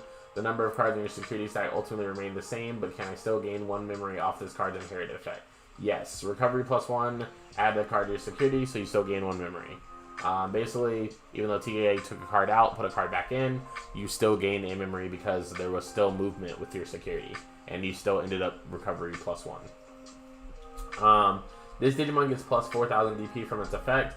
During the same turn, I end up with 2 or fewer cards. Does it go away? No. Same thing as Angemon, same thing as Gatomon. Does not go away. You keep it. Angemon, this Digimon's attack ends and I attack my opponent with another Digimon. Does this card's when attacking effect still give my opponent security minus 3000 DP? Yes, it does. It gives minus 3000 DP to the security Digimon for the turn. So every security Digimon flipped over for the duration of the turn gets minus 3000 DP. So basically it sticks. After giving one of my opponent's Digimon and all of my opponent's security Digimon minus 3000 DP, I end up with 2 or fewer security cards. Does it go away? No. Same thing as Magna Jumon, same thing as Angemon, same thing as Gatomon. It sticks. You do not, it does not go away. Magna Jumon, I Digivolve while this card is unsuspended. Can I still trash the top card of my security stack? Yes, you can. Even though you wouldn't get the restand because it's already standing, you can still trash it just to do that if you have a purpose for doing that. Moving on to green in the set. Tintomon. So Tintomon says, when this card's inherited effect reduces the dilution cost of my other Digimon, does the inherited effect reduce the dilution cost of my other Digimon or just the Digimon that has this card in its stack? When any of your Digimon digivolves, as long as it meets the requirements, the memory cost of the Digivolution is reduced by 1. So that's cool because you can do it on anything. So, you know, you can swing with the card that has Tentomon under it, and then the next time that you would digivolve any other Digimon, boom, you get the effect. Pretty easy. Pretty good.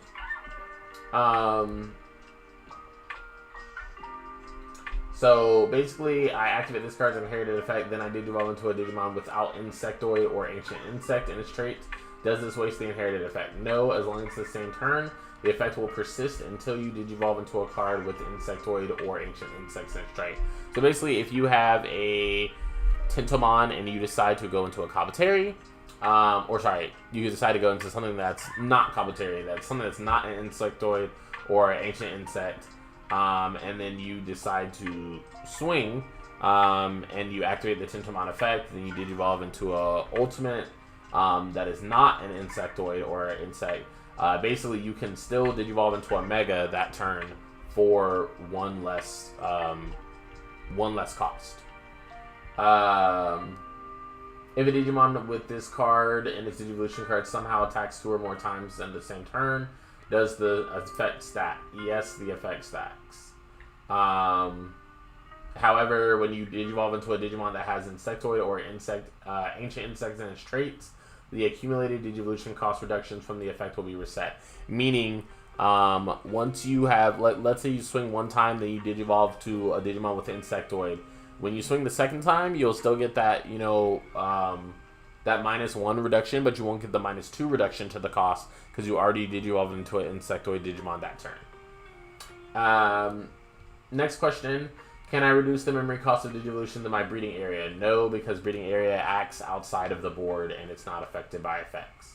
If I digivolve a Digimon with Insectoid or Ancient Insect in my battle area into another Digimon, does this card's inherited effect reduce the memory cost? No, it only reduces the memory cost by 1 when digivolving one of your Digimon into a Insectoid or Ancient Insect. Kabuterimon says, I digivolve using this card's when attacking effect. If the Digimon I digivolve into has a when attacking effect, does that effect activate? No, the time to trigger when attacking effects has already passed, so the effect does not activate. Basically saying, if you attack with Kabuterimon and you digivolve into Mega Kabuterimon, this Mega Kabuterimon has an effect that is the same as the Kabuterimon that would be under it. So basically, you would not be able to just go from swinging and going from Champion to Ultimate being Mega Kabuterimon, and then you would not be able to go from there to Hercule Kabuterimon just free, like easy, like in one attack. You can't do that. When digivolving with this card's one attacking effect, paying the Digivolution cost or more moves the memory gauge to 1 or more on my opponent's side. What happens to the attack? The attack continues, and then once the attack is resolved and done with, then it is now your opponent's turn.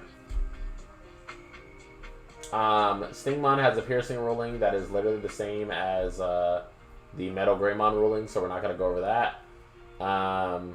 Mega Kabuterimon has all the same rulings, except for if you have a card in hand with Insectoid or Ancient Insect, does this card, when attacking effect, force you to digivolve? No. You can choose to activate it or you can choose not to activate it. And also you can't ignore the Digivolution requirements of the card.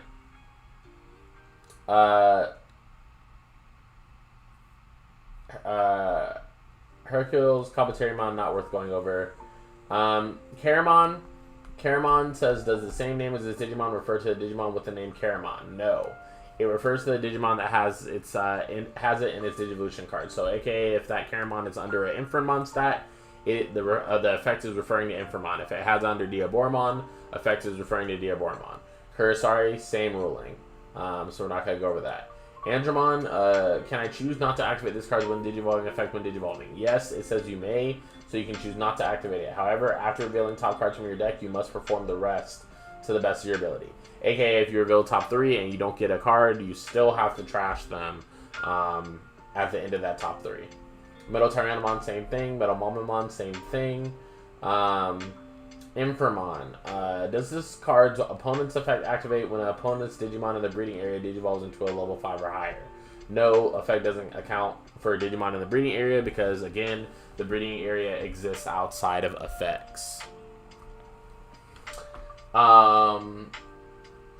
This same name, Digimon, is referring to the same ruling as Karamon and Kurisari, so we're not going to go over that. And then my opponent digivolves one of their Digimon to a level 5 or higher Digimon and deletes this Digimon. Do I gain 1 memory from this Digimon's opponent's turn effect? No, the Digimon is deleted before its effect can activate. So if your opponent digivolves into a level 5 or a level 6 or a level 7, and that level 7 or 6 or 5 would destroy the Inframon, then would destroy the, would destroy the Inframon itself, then you do not get +1 memory, because basically Inframon needs to like see the resolution of the card being on the board. So yeah. The Edamon discards in my breeding area. Can I digivolve into a card with Edamon with reduced digivolution cost? No, because ignores effects, ignore breeding area. Next up, we have Tapirmon, moving on to purple. If a single effect deletes 2 of my opponent's Digimon, do I draw 2 cards? No. Even if multiple Digimon are deleted simultaneously, you can only draw one card because it's once per turn. Now, if this card was not once per turn, you could draw 2 cards when they're deleted, but since it is once per turn, you can only draw 1. Ladydevimon, can this Digimon attack my opponent when I don't have a Digimon with Myotismon its name in play? Yes. So the Ladydevim's ability that prevents it from attacking only applies if you have a Myotismon in play. So when you have a Myotismon in play, you can only attack a player or opponent's Digimon. However, you cannot attack your opponent's Digimon with Demidevi if you do not have a Myotismon in play. However, you can still attack the player, so you can attack for game, you can attack, instant security, that type of stuff.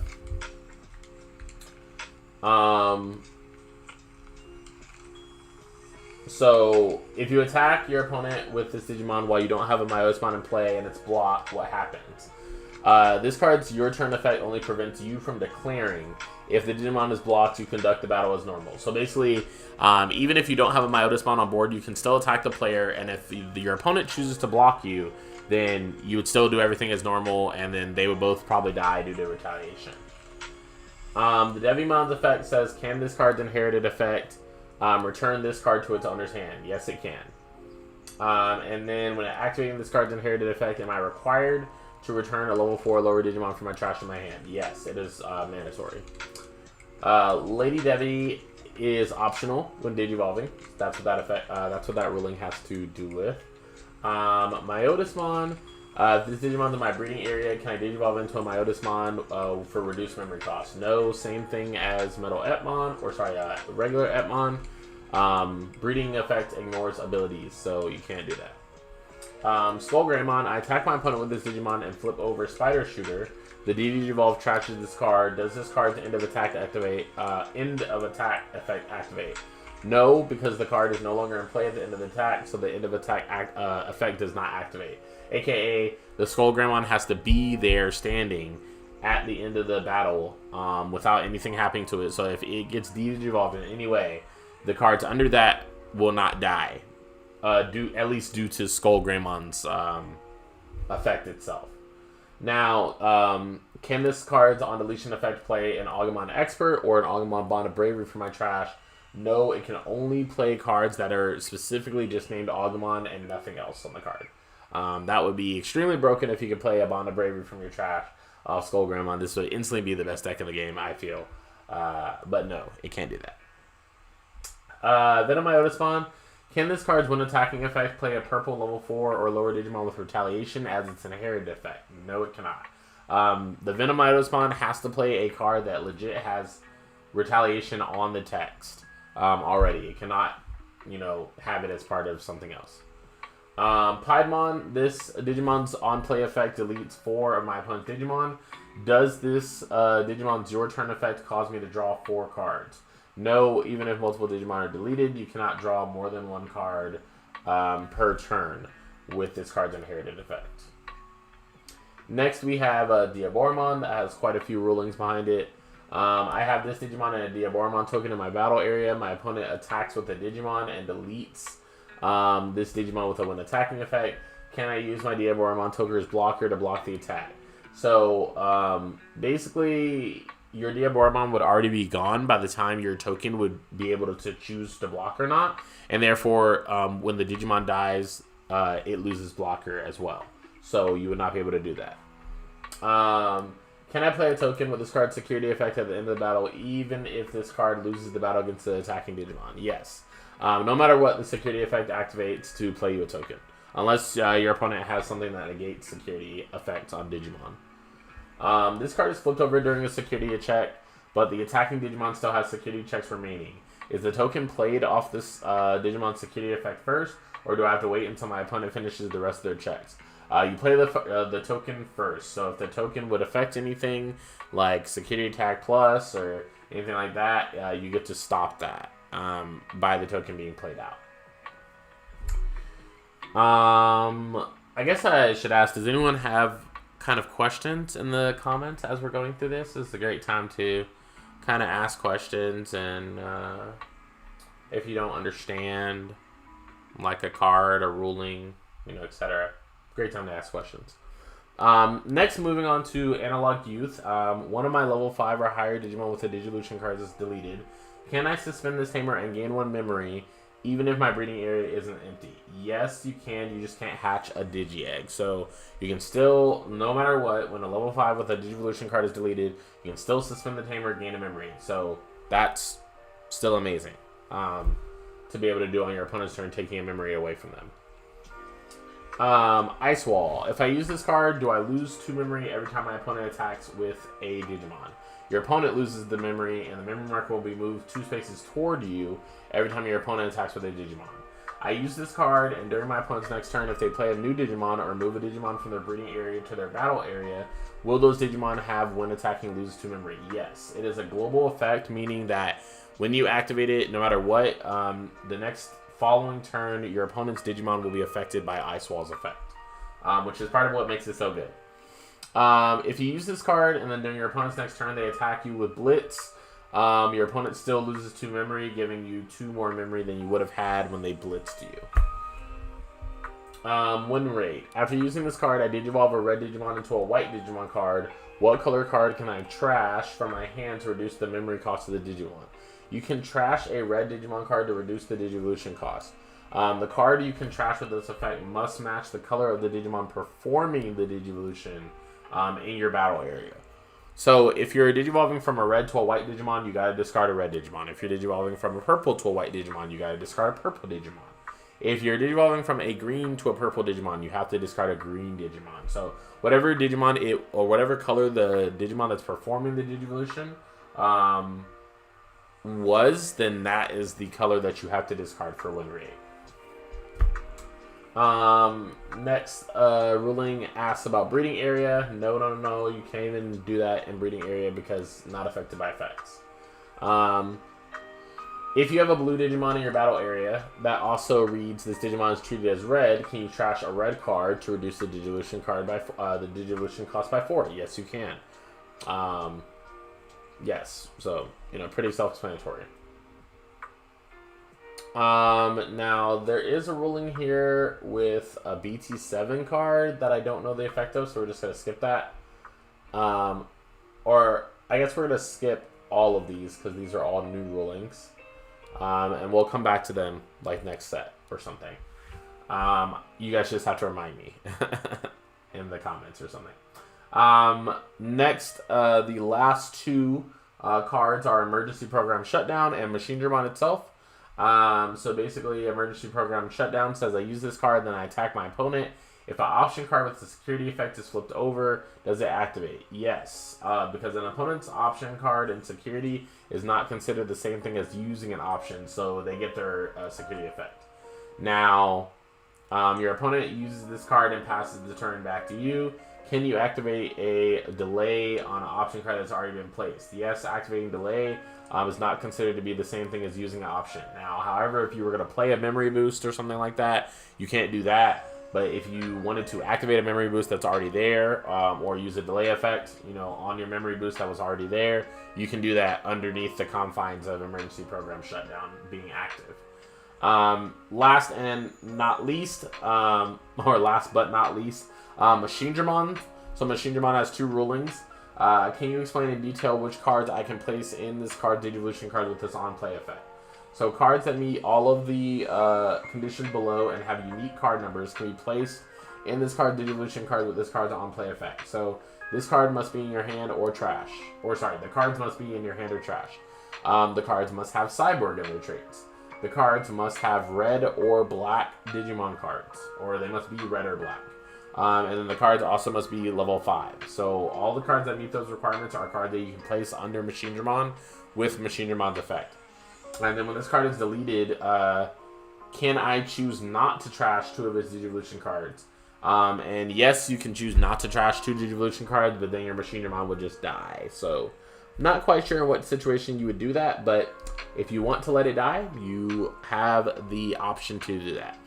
But that has been the erratas and the rulings portion of my case opening. So hope you guys enjoyed the stream. I'm going to go ahead and end it there. Like I said, I hope you guys enjoyed the stream. Thanks for coming through. It's been a wonderful time as usual.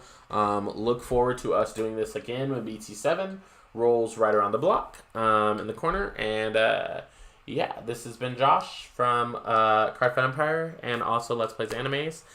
Thank you for watching us on YouTube if you're watching us on the Cardfight Empire channel.